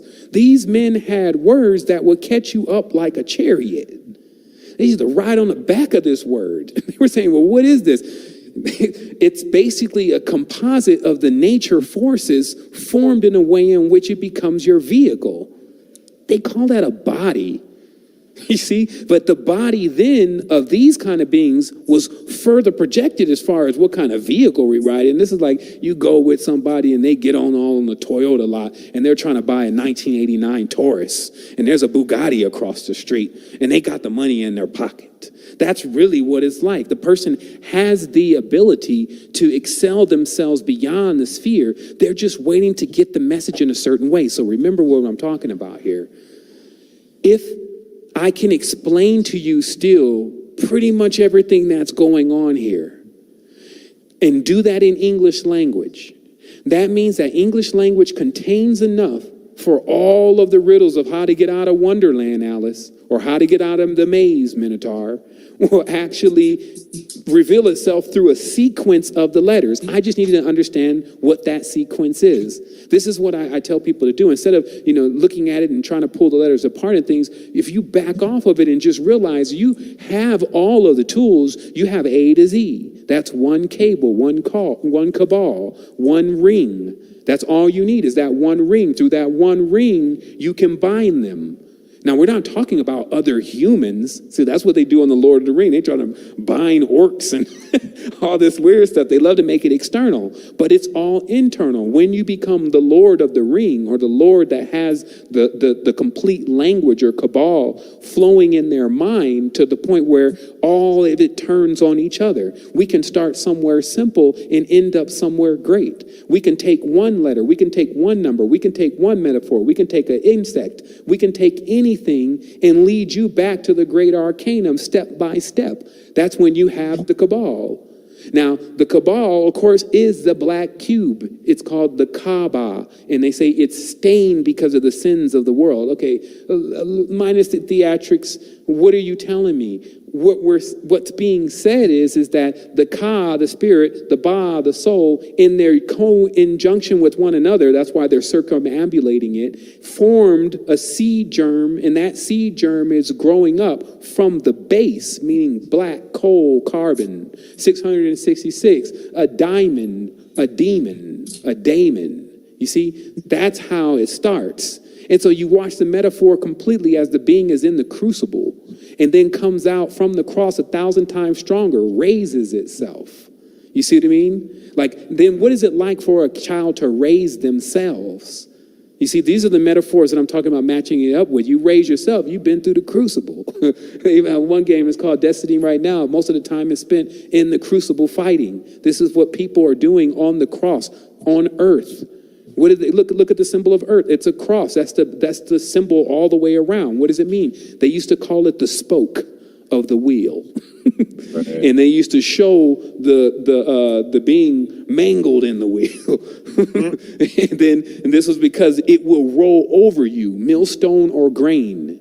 That's what they used to say, like you need to choose very fast, or you would just logically become the other one, or systematically become the other one. And that's why I'm saying with the grinder, you got the people in the lower parts of the country, the areas that always handle the lower parts of our body. See, look at the earth as one larger body, and then look at many of the southern countries, especially those going through turmoil. You can't line it up as a straight body. You have to line it up as a globe. So you wrap the body around it as you perceive the body. And then when you notice the areas that handle the lower part of your body, the bowels, etc., it's real shitty. And no pun intended. Right. And the reason is because the whole corpus is not handling its waste properly. See, with a human being, every single part, as it perfects itself, all of its excrements end up becoming a seed germ. So, and then ending with the most vital seed germ of all, which is the male semen. So even the saliva, the urine, all these in the perfected being actually become some type of elixir. So, this is, just to keep going, I'll keep driving through this. So, what I'm saying is that, we're at the cusp, baby.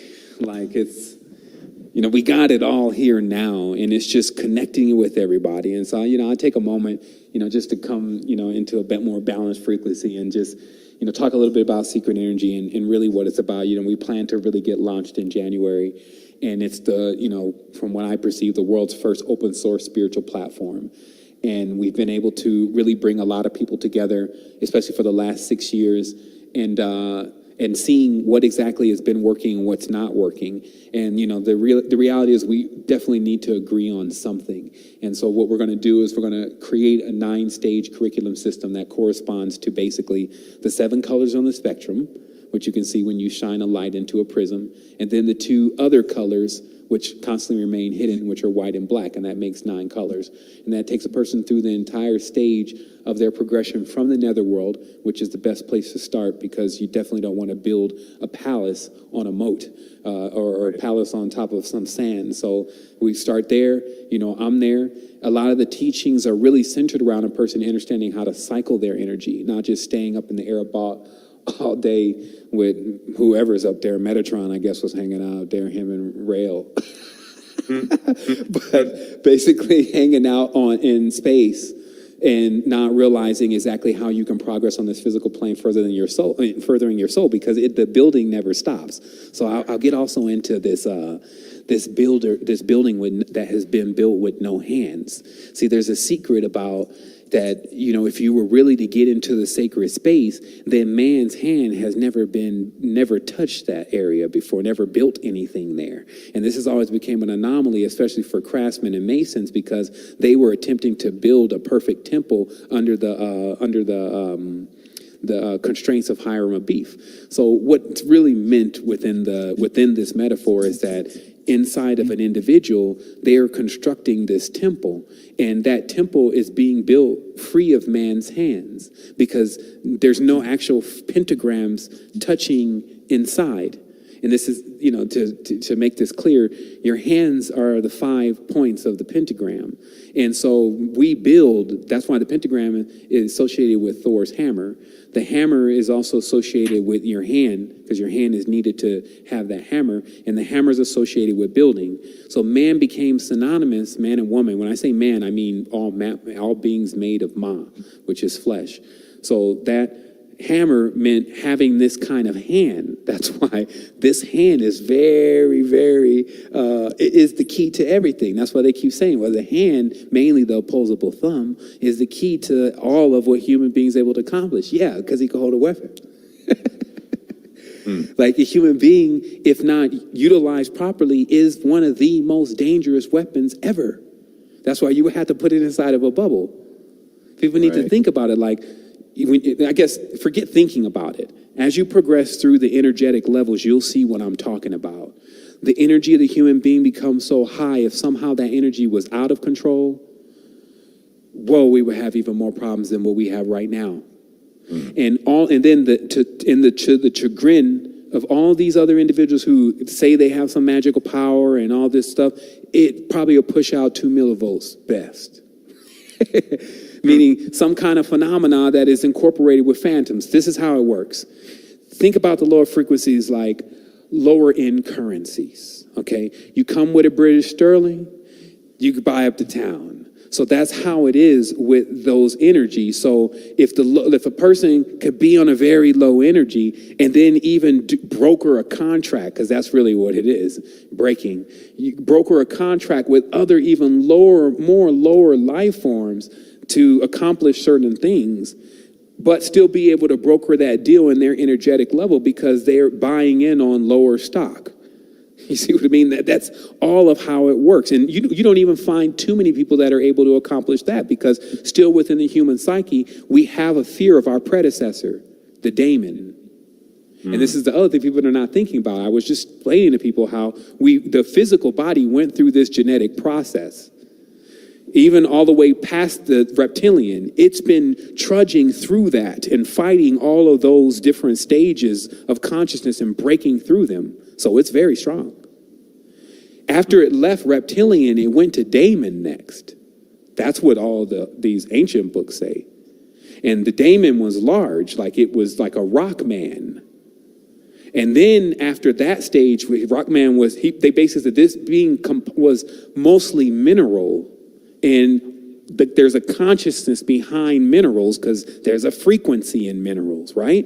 And so they used to call these when we were in that stage, the nobles, because we also had a great deal of integrity. You see what I mean? Like we were really unmovable, shining, crystalline, these kind of things, you see? So we watched the whole progress, and in each stage, and this is what's interesting when you're non-biased, each stage has its pros and cons, just as there's always a day and a night.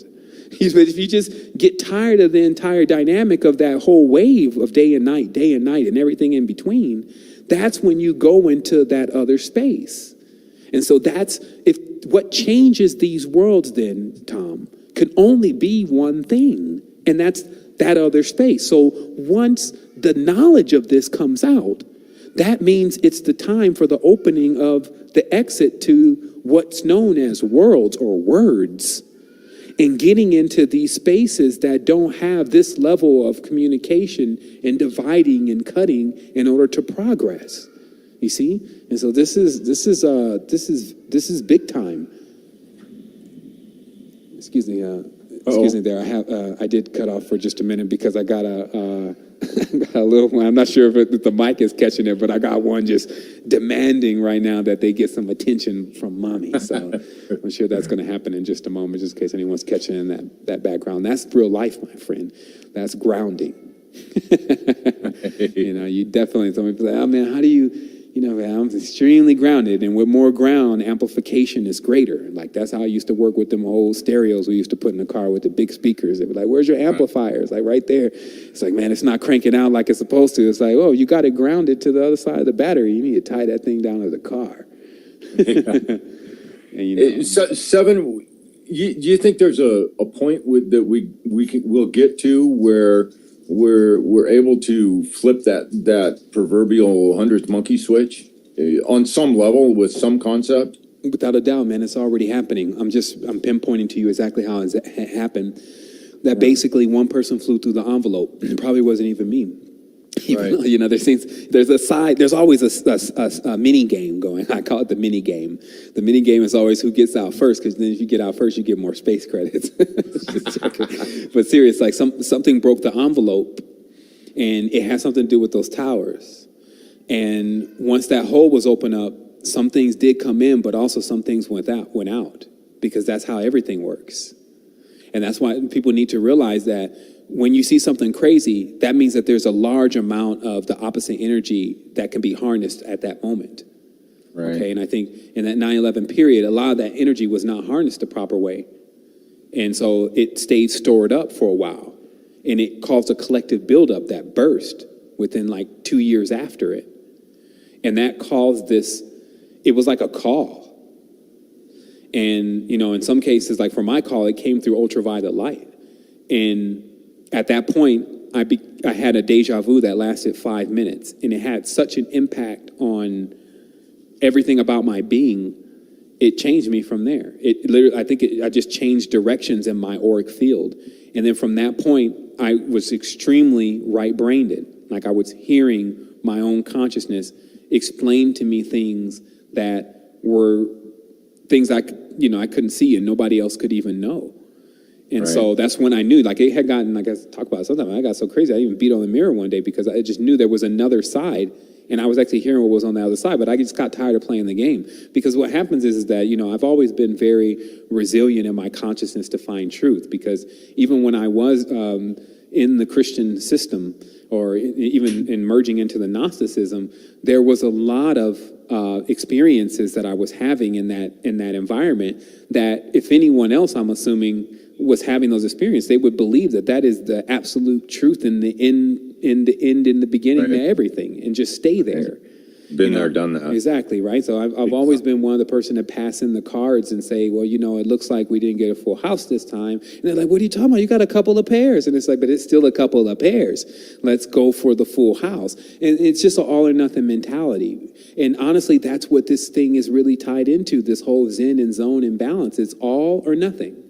Because nothing is no thing. And when a person is actually comfortable with that, they've also reached that same point of being comfortable with everything. You see? And so, but this is not, some people confuse this for other stuff, though, and that's how tricky English is. Some people confuse this for being passive. Some people confuse this for not protecting themselves. Some people confuse this for, all sorts of different stages in between when you finally achieve it. And so that's also the quest. That's what I'm on, is to, climb as much as possible this beanstalk and then get directly into the center and keep moving my way up and staying in balance and not falling into the different klapoth, or the different downfalls of each different sphere that you step into a point where you master it. Because, and if so, to answer the question, yes, you could get to a point of mastery where you see the blueprint for what it is, and then you spiral out. And like I said, the thing is that the partying is going on there now, man. See, like when I get a chance to get into the high frequencies and all of it, like mainly in nature, because, things that are built by man's hands got some issues. It's their vibration. So, we see it as a computer. We see it as a pair of headphones. When your third eye is open, you see it as a wave that can't move it to but a certain frequency. It can't go any higher, so it can't reverberate with you. It can't resonate. And this is the real deal. So you have to get somewhere where when you send off your frequency, it bounces off of something that resonates with you, mainly nature, because it is you. And then it goes on ad infinitum. And this is, I would tell people still, and this is just work we're doing, but I don't like the ones that come forth and start lying to people and explain to them that the common stage that you can reach in meditation is likened unto the third eye. No, it's just not. Like, there's something else going on. We're still digging into it, but it seems like the body is missing some kind of gland, and it's beyond it's different than the pineal gland. The pineal and the pituitary glands are not the only glands. There's some secretion, mainly the one, actually, let me recant on that, because the pineal gland does produce dimethyltryptamine, and obviously that is the substance that is a catalyst to the person's energetic system. So if the body is generating that naturally, then they would actually always be in the stage of third eye. And so that very well may be, just like many have claimed, so I'm again just straightening this out, many have claimed it's the gland that's causing the problem. But I'm thinking myself through this, by the way, based on my own experience, that couldn't be true, because with a certain stage, when the catalyst is applied, you have that ability to see and interact with things that are around you, that's very expanded. And then it just turns off at a certain period. Right. Showing that you're not somehow producing something that allows it to catalyze. So, but it's not even so much as that, because remember that would be like looking at it from a surface level. If you went deep into it, there's still something, mainly duality, that keeps dragging you back down here. Yeah, it's tearing the frequency down. And this is what, and this is, again, speaking from experience, I just got to remember stuff here. But in one experience I was having, I was trying to process this island, meaning I was actually, third eye was wide open, and I was looking at this island, and it was something, but I couldn't tell what it was, because I was trying to put some kind of framework around it. Like, I was basically trying to find the eyes. That's how we do. We look for the eyes first to kind of map out what we're looking at. And I couldn't actually find the eyes. And then I felt this strain within my consciousness, and I also felt my frequency starting to go down. And then the higher self kicks in, and, it's almost like the higher self is like a comic or something. It's like, yeah, look at you, man. You're not the Prius. You're definitely not the Prius of the bunch. You're burning tons of energy. Like, look what you're doing. You're in duality. It's because you're trying to shape, fold, cut. You're trying to shape, form, fashion, and cut this entity that's multiple entities. And the other thing is, you've never seen these entities before, so you can't even put them into your scope. So now what we're going to do is we're going to explain to you very briefly about the Eye of Ra and what it really means. In the Eye of Ra, there's all the geometry that is used to form and shape the eyes of all these what's called sentient beings. Okay? And so if you notice in your vision, at about 100 and 60 degrees, 140 degrees, you stop. You can't see what's behind you unless you turn around. This is like a spiritual thing, though. So now notice, even with your third eyes and all your different eyes open, there's still a range of what you can see. And this is because you haven't become omniscient. You're still in duality, just not as bad right now, even though you're burning up fuel massively. But think about it, what I'm saying, and those who heard my message right now, think about what I'm saying. If we burn fuel by staying in duality, then we never have the ability to ascend, because that takes thrust. And thrust is trust, because what happens is that if you're not sure about where you're going, you always are worried about if you're going to fall. Think about most people that try to fly in the dream. Like, there'd be like a building right there. You look down off the building and you're like, oh, hell no.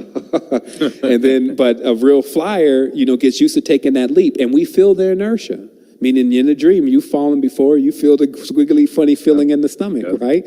So, as a sidebar, that's even what we're working with now, just in making virtual reality useful for something. They've already crossed into those boundaries, but a person being in VR for a few days, just flying, they're going to start flying in the dream.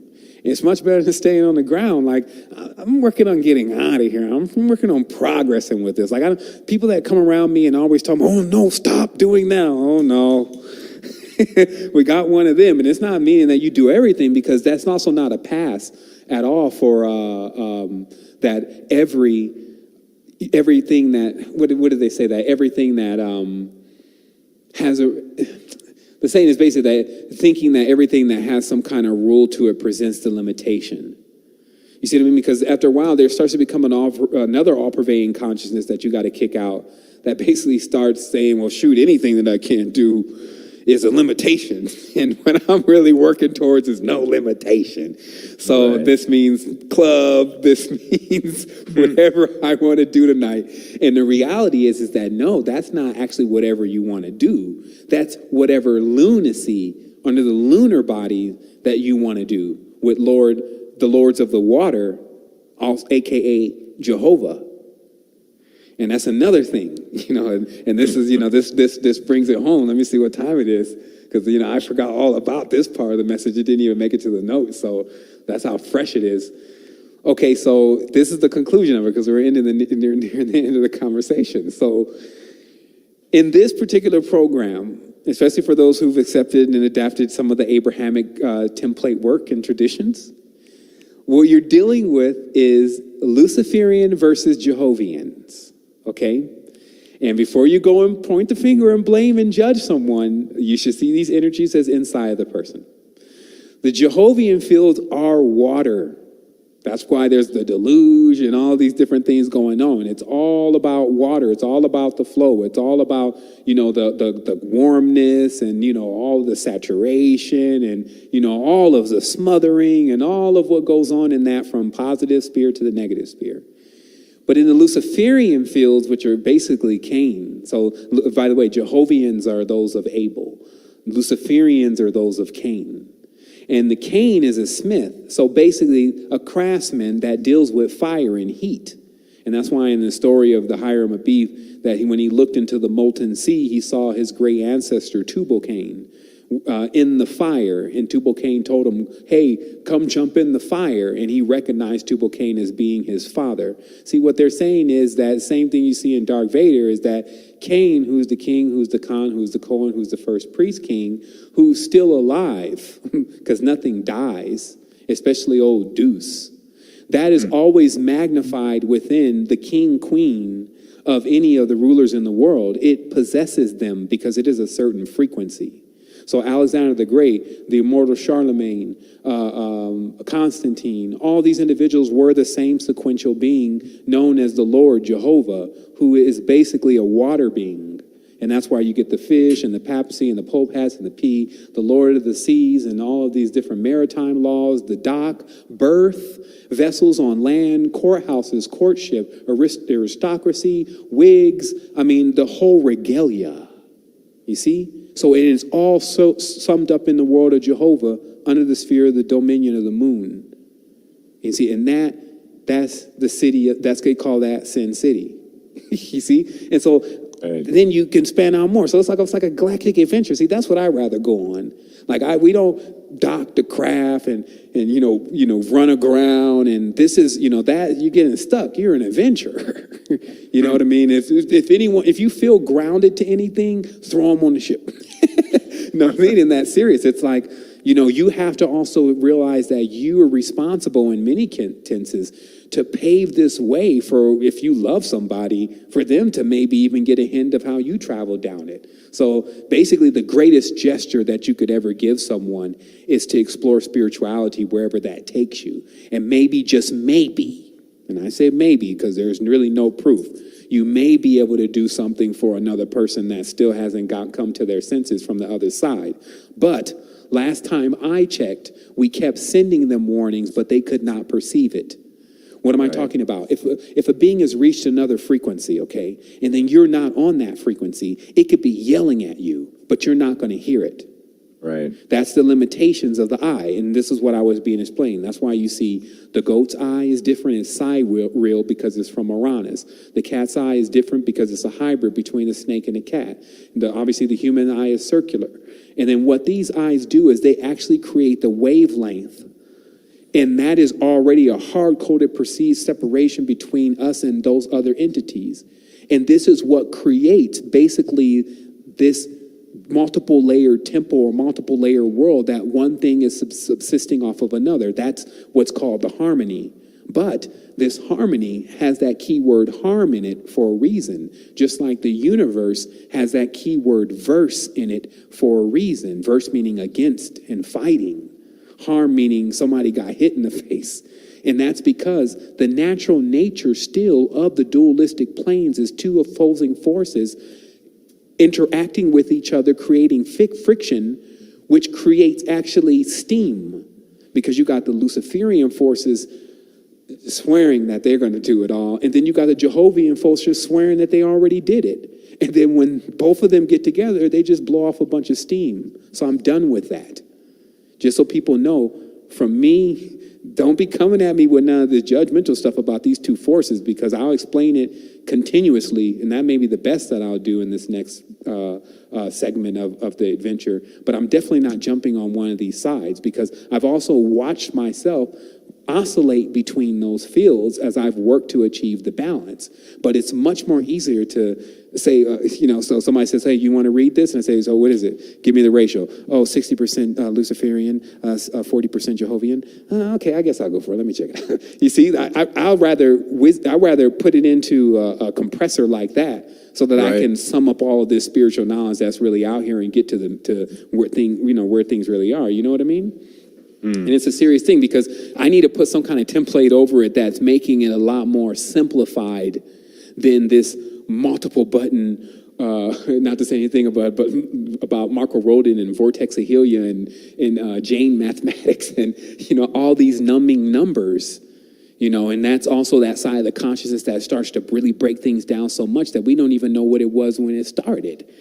And, we're trying to find something in space dust. I don't want to play those kind of games, and somewhere we won't play those kind of games.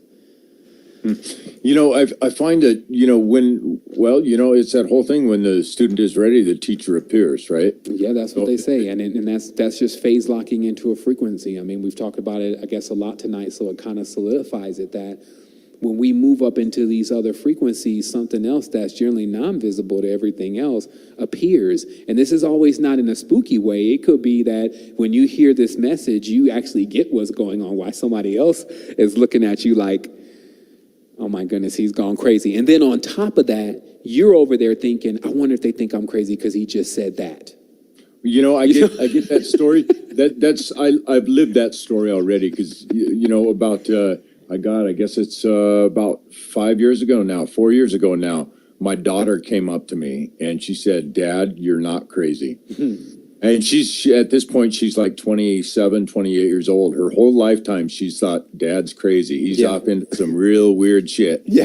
And then just naturally, the kind of beings we are, we have a real receptor for that. Obviously in every sense, it's your daughter, but there's always that line going in.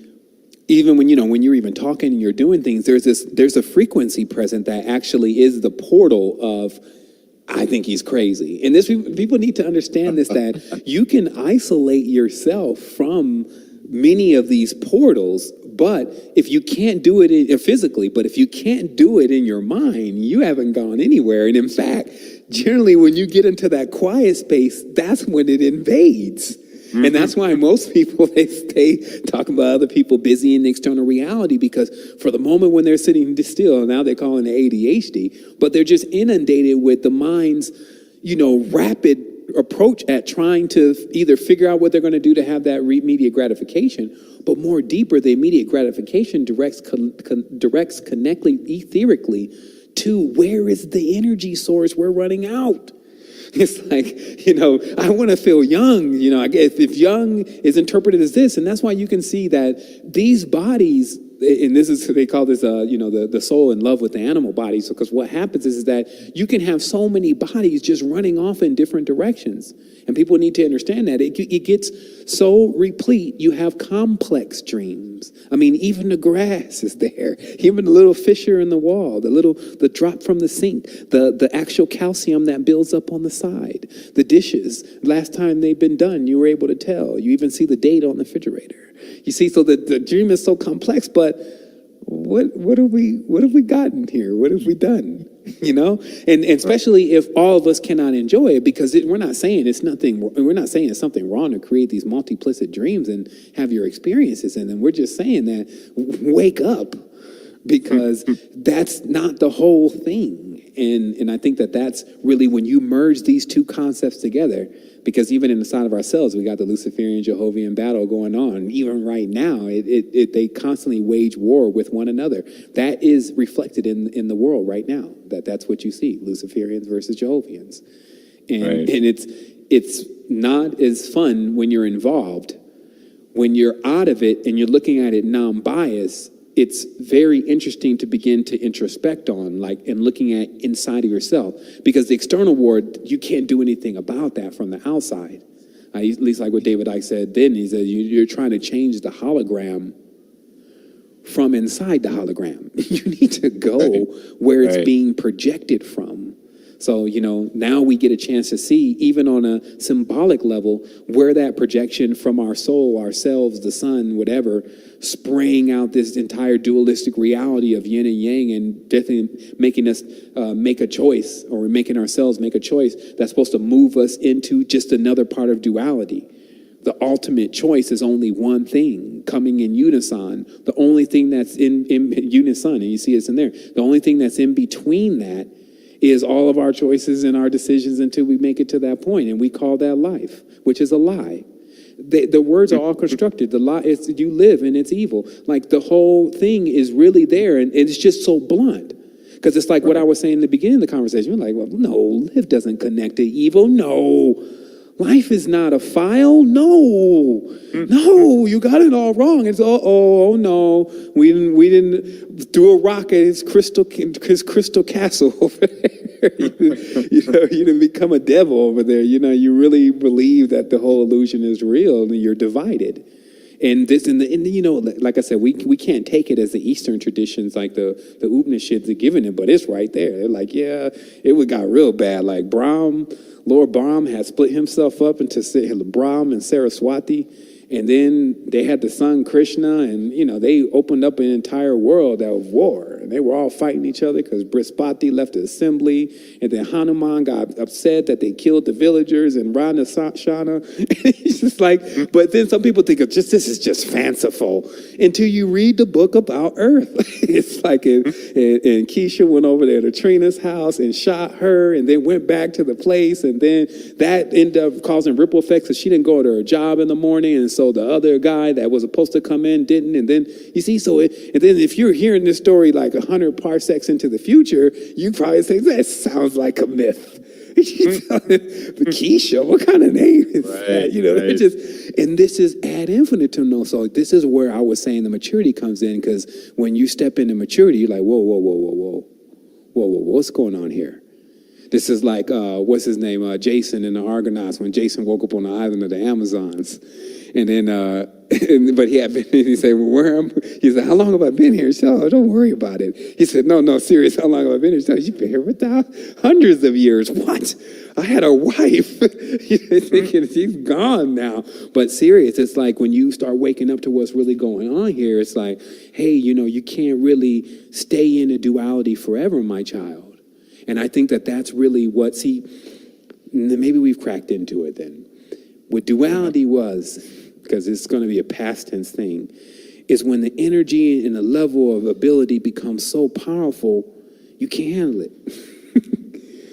And that's like the first part of division, because you can always deal with it with everyone together. But once someone starts breaking a chain and you start breaking a chain, then you can't handle even what you have.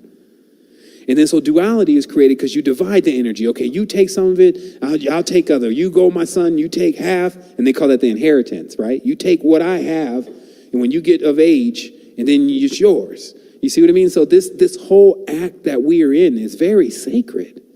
We do act it out still now in a very, a very different kind of way, but the underpinnings are still there. And so, that's really all I have to say today is that, welcome home to everyone, to your inner self. And you can go beyond now, because there's now no more dweller at the gate. Because if you realize that the dweller creates the judgment, and the judgment is what's standing at the gate, once you stop judging, then you can walk through. And then just realize that the grace is sufficient, meaning that don't go into burning up your brain about if that one little thing in particular, that spike in the frequency that you keep remembering in your panorama is going to be the exception. Because in reality, I don't care who thinks they're doing good here, they're also doing evil. There's no way they could not do it if they were to remain cohesive. And then what happens is when you start moving out of that frequency, you actually do become non-cohesive, meaning that it's known that many of the masters were having a very difficult time staying congealed. Like many of them subject to departicleize right in front of you, because it's all an illusion. So you have to take on this mantle. And that's also why I have a lot of real endowed respect for the metaphoric masters. Okay? Because I'm not trying to bring anybody out into the external plane. I've already seen the dangers of that. So the reality is that it's internal.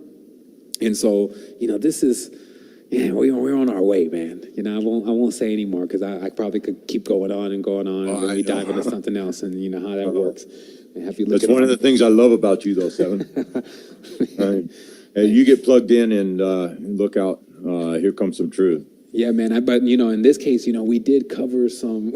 We covered some expanded ground. Like I was looking at this, and there was supposed to be a little note. The last note for people that need to know how in which this is possible, meaning like these streams and all this kind of stuff. And it's because that grid, okay, and this grid is called the Hartman grid, okay? The Hartman grid is basically the etheric grid that etheric consciousness is traveling down. And the reason why there goes they, so it was really us, didn't really want us to know about it is because it's generally used for what we call today magic, especially dark magic. So when someone's trying to do something to another person, where on an energetic level, that energy is traveling through the Hartman grid. So because that already brought the knowledge that there was this grid that was organic, that was Gaia's web, that we all could tap into, and that linked us up in unison. Where's this terminology Hartman grid come from? Let me pull that for you. So it's like there was one word I was going to use, but the Hartman grid is named after the gentleman. And I'll go to Wikipedia very briefly. And this is, of course, the most common terminology for this particular grid. But the grid itself is a specific geometric design based on certain degrees. And then when you draw it out, you notice that every part of the grid, as you're drawing it out using the compass, is some major point going on there. And this is not even based on Google Earth today. This is based on the old geological maps. And even today, those are always areas where basically it's a portal. And there's either it's coming in or coming out. And portal as in a port, like the same thing as your nose, but the Earth has one. Right. And it's one that's going in and there's one that's going out. And if you can do certain things on different ones. And this is why even Detroit has one in the center of the city. And there's a portal there. There's actually a Stargate, a real Stargate there, and standing stones. This makes you know that it's also not some kind of archaeological or architectural design. It's a real portal. But that's, of course, why you would clear everyone out of a city. And we're not going to start any theories and conspiracies here, but I'm just adding more credibility to what's already documented about this grid that's running through the Earth. And so if you understand those lines, then you also understand the primary arteries of space, because there's really no such thing as space, and that's a whole nother episode. But what you're looking into is really the ocean. It's just basically it's like a mirror. They call this the looking glass. That's why Alex has to go across the looking glass. That's why we know this world to be an illusion. We know it to be dualistic because it is an image of something perfected. And as it moves further away from that perfection, it loses light. So it loses its consistency, thus it divides itself. And so notice what I just explained. You can do a flashlight like that, proving it's the truth. You put it real close to the wall, then you start pulling back. It gets weaker and weaker and weaker as the light diffuses, almost to the point where you can't even see the light. That's where some humans are. And so what happens is when we add more amperage and we jump this thing off, like the universe, there's a way to turn on the universe. I'm not sure what it would do. It's like, yo, this was the guy. I just caught a vision on something, man. It's hilarious. But imagine getting pinned with, you turned on the universe. Like a big cosmic, device, and you just kick that thing off. Just start circumambulating all the planets until all the frequencies are going all high. I bet you would be back there like the lady on Contact. We're okay to go. I'm okay to go. Because, that's, some of the expressions, and it tends to when you're just holding on and the centers of the bodies turn on. So in conclusion, I'll tell people this. This is something that, again, is not the fanciful tales, even though it comes out being an adventure. Every single human being on this planet, when they return themselves into sovereignty, have this as their inheritance. There is nothing to take from Caesar. Render what is to Caesar back to Caesar. Oh, JC, Julius Caesar, Jesus Christ, John Carter. There's, that Messiah-based metaphor. There's nothing to really get into the whole judgment thing about. You see, so these are also the keys to how one progresses out of the matrix. And I think we've talked about a lot of this today. And so just remember, it's one of those things that you constantly got to be on yourself about. It's good to come up with some kind of mantra that basically tells you two opposites. Evil is good, good is bad. It's all indifferent. Like, why am I even focusing on that? What should I be doing? Like, I'm letting the brain burn this whole thing up right now. Let me get to something. And reinforcing yourself with that and just being real and true with yourself, not trying to pretend, because that's another part of the judgment. The judgment is when you pretend because you've judged yourself also to need to be in a certain stage for other people. Man, this thing gets crazy. Like, when you really start pulling it apart, you realize that even you're also looking for confirmation sometimes from other people to judge that what you've done is okay. Right. Hey, I like that show. Hey, I like what you did yesterday with that. Oh, and then, but because if they say, hey, I didn't like that, you catch a feeling. There's a frequency change. So this is also how you hunt the dweller down. Like, remember, this being is live and active. I'm not talking about no crazy stuff here. This being is so sneaky. It never comes up until you're about to leave, really. Other than that, it's always playing in the background, the verdicts. It's just like the how the whole thing works now with the whole the money and the banking and all that kind of stuff. It's all in the background for a while, just operating. Nobody knew edgewise now what's going on. Wondering why these folks like to have your insurance.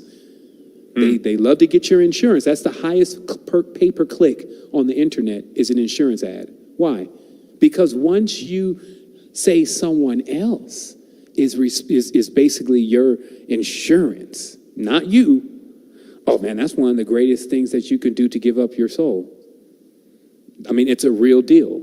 You see what I mean? So the fears and things that are tied into it, if I die and, it just keeps going on and on. Like we got to see what we're doing and how this stuff actually manifests on another spiritual level before we can become sovereigns. And just remember that our parents have gone through a phase. They've trudged through something just as sure as amoeba walked his way through reptile. They've trudged through something that they've worked to get to this point to where they can reclaim their sovereignty inside their mind from the judge. Because remember, like this judge character, and I'm not going to get you into the back and forth, but is the creature from the Bible. That's why it's called Jupiter. J-U is the first two words in the word judge. In Africa, they called him Juju. Right. It meant you were going to lose something. You see, so the judgments and the whole Jupiterian council and I'm the biggest planet. You see, that's the rights of Caesar, right? That's Julius. You see, they don't deviate. That's the crazy part about this is they don't deviate. So once you crack that code, oh man, you broke the matrix. And then it just, at your speed of realization, though, remember, and this is, the last thing, I keep saying that, but remember this, and, I talk like it's my last time. Remember this, that what happened with me in this tree, I just have to explain it very briefly, is that this tree was very large and it was another life form. And I wasn't ready because I was in the physical. So versus in the astral plane and in the dream worlds, I'm very equipped. But in the real world, and closer I get to the real reality of paranormal phenomena, I'm still building up to that. And this one was, it was there. It was ready to communicate. And I was like, man, I'm not even in the position yet to really look this thing in the face. And what it did was, and again, look at this all as a metaphor, even though it really happened. But remember always to see things in the metaphor so you don't spike your energies and miss the point. So what happens is that I could see it there. The eyes and everything were clearly defined, but it didn't move. Even though I reached the frequency where it could move. And you can tell that just by the entire field around you and many of the other things that were on the ground and in the grass and things that had began to animate themselves. And then I realized, especially from my geographical position, actually, because we went deep into the forest, that I was actually in this being's den. So I was already also, just logically telling myself, the logical brain was still functioning. Man, you're not even tactically in the right position. Look what you've done. You've gone and got yourself into this thing's den. And then, because when we came into this part of the jungle, we didn't really, none of this was perceived because we hadn't gotten to that stage of frequency yet. We were working on that. So in conclusion, what I realized was the reason why, and you can pick this up in the field, that it didn't even move is because it was gentle. That it knew the power of being smooth. And this is something that I took as a lesson that day about how we run up sometimes on people with one of these stories about the Twin Towers falling down. And then how after you explain that to them, very promptly the two towers inside of them, the Jachin and the Boaz, fall down too, because it's just so flooring for them to believe what you just told them about their country. You see what I mean? So we have to learn how to be smooth and gentle with this message. That's, in a sense for ourselves, extra points is your delivery.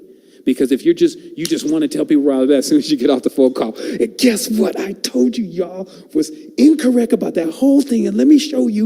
And the person then laid it all out, and they're just crushing these people's walls ego. go up, defenses. Yeah. I mean, and at least that's going on. But if they penetrate, because remember, most of these people are always working to get to the stage of penetration where they can crack this person's shell. And if they happen to, and they haven't soft-boiled it, basically, then there's drama that ensues. And so we need to be aware of this. This is also what keeps people from being able to get into certain frequencies and seeing certain things. And it's because how they would flare that on everyone else, they wouldn't be gentle.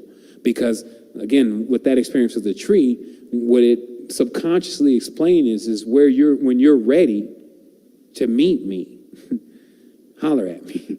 But just understand, you're not the only one out here. And the other thing was, because it did have a quasi story before I was coming out of that frequency and on that wavelength that says, now, if you look, you can see that I'm moving.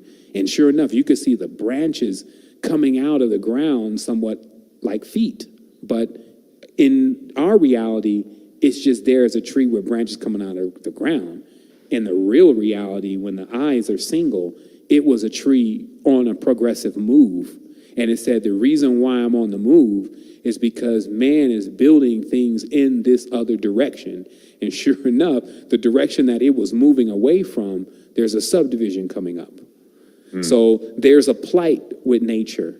And I'll just, say it as it is. Nature is at a point where it is attempting to communicate with certain people that may be able to assist in the situation of their space, which is like dream time, is being completely destroyed because we're moving in man-made objects that carry man-made frequencies that take that plane off frequency.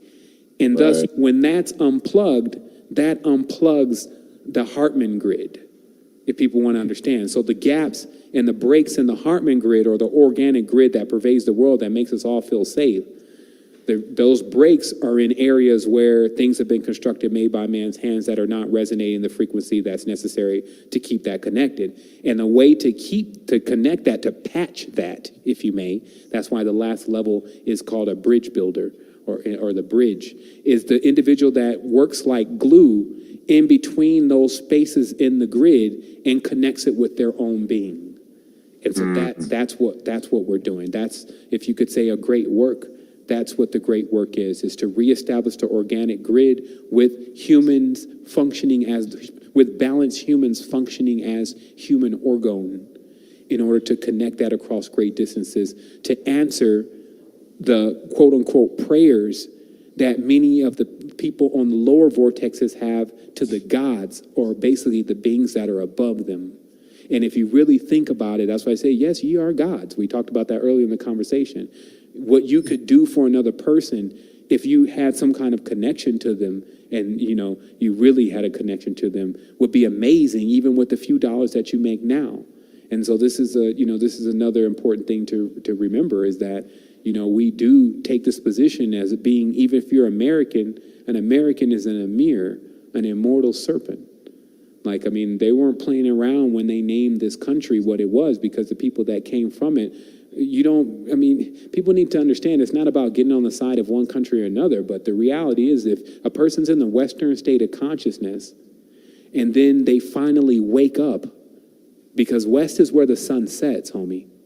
So if they wake up from where the sun sets, that's like saying they actually completed the entire circuit. And this is, all westernized spheres. So that's why that whole movement, the west wind is a strong wind. It blows a person about, it has a lot of different experiences tied into it. But you notice why they show the winds. Some people read those old maps and they always see the winds on the corners, and they're shaped like, they're like clouds, blowing clouds, and they're shaped like men or animals, right? And this is because the wind is synonymous with what changes things. And, and when a wind blows a certain way, like the west wind, meaning the Western culture, Western frequency, then it equals certain kind of changes in the world. And so, the winds of change. For sure. That's it, the wind of change. So that's it. It's 2 hours and 38 minutes, I believe, and I'm sure that people are ready to go ahead and contemplate some of what was said, or just relax into it and realize that, they are it, and start tapping into that oneness, and get ready to, ascend themselves, and then, come back in again. It's not good and bad. So once you do that, you're in all spaces. There we go. Yeah. Well, hey, Seven, man. Oh, yeah, I'm going to have to go through this a few times myself, because there's a lot there, an awful lot there that we covered tonight. Yeah, I think it's definitely, well, I think the last show I did was actually on your station. I think I did one show in between them, but it's definitely worthy of I believe personally, but it's definitely worthy of another follow-up to what we were talking about last time. Oh, absolutely, absolutely. Yeah, I got a good one there just at the end. I think I finally understand grid workers now, thanks to you. So, and your explanation of the Hartman grid. So, gracias for that, sir. Okay, con gusto. Yeah. All right. Good stuff, man. Good stuff. Hey, I wanted to say thanks to everyone. I know you're probably going to ask me to shout out the site really briefly, or unless you were going to say something else. Go ahead. Go for it. No, go for it. Oh, okay, I was going to ask you to do that, actually. Well, yeah. I think we did it a couple times during the conversation, but if anyone's coming in towards the end, you can pretty much find all the links at astroquest.com, especially to the archive of the information. We also have a podcast on Podomatic, so you can probably type in Podomatic AstroQuest in your Google and you'll find it. Obviously, we're launching the new site. We're hoping to get up and running by January. It's just a massive thing. Like you can imagine what I was talking about today, and then bought into the flesh. That's see, that's what I think that if anyone ever wonders at all, like mine may be missing from some place or something like that, just remember I'm bringing something that's a massive projection. I'm birthing it into a reality. And so this requires you to have to really do the physical stuff behind putting this kind of thing together and getting the right people involved. So you know, I hope that we can pick up some steam, especially in January, with getting more people aware of what we're doing, so that we can, you know, just get more support at putting this together. And then, like I said, it's open source. So what you get is, let's say, for instance, all of what was explained today was in the proper categories. And then also people were adding themselves to the body of work.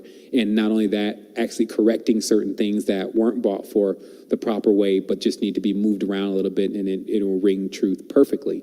So what you would get then is, within, you know, no time, 6 months max, you would have a perfected system based on individuals that have had the experience, a perfected system that can answer the real questions to life that are spiritually related, all the way into lifestyle, which is physically related. So not missing any of the points of our existence. So I believe that the zero is the mind, because the mind is, it's really endless. Like, it can really go on a fantastic adventure all by its lonesome. And then the body, who is number 2, and the body is dual. And we know about that enough from today. And then the one, which is the soul. So it shows you in the word that something is right about this equation, because the soul means one. And so it shows you how these 3 parts of the body, the mind, body, and the soul, are the primary points in which you move from. And then from those points, you keep creating yet more things. So if you want to go into yourself, you would look at those 2 bottoms of that triangle and start to merge it all the way to that point, and then properly hit that ejector seat. And then what's beyond that point is much more vast than words. Right. Right. All right, man. Okay. Good stuff. Thank you.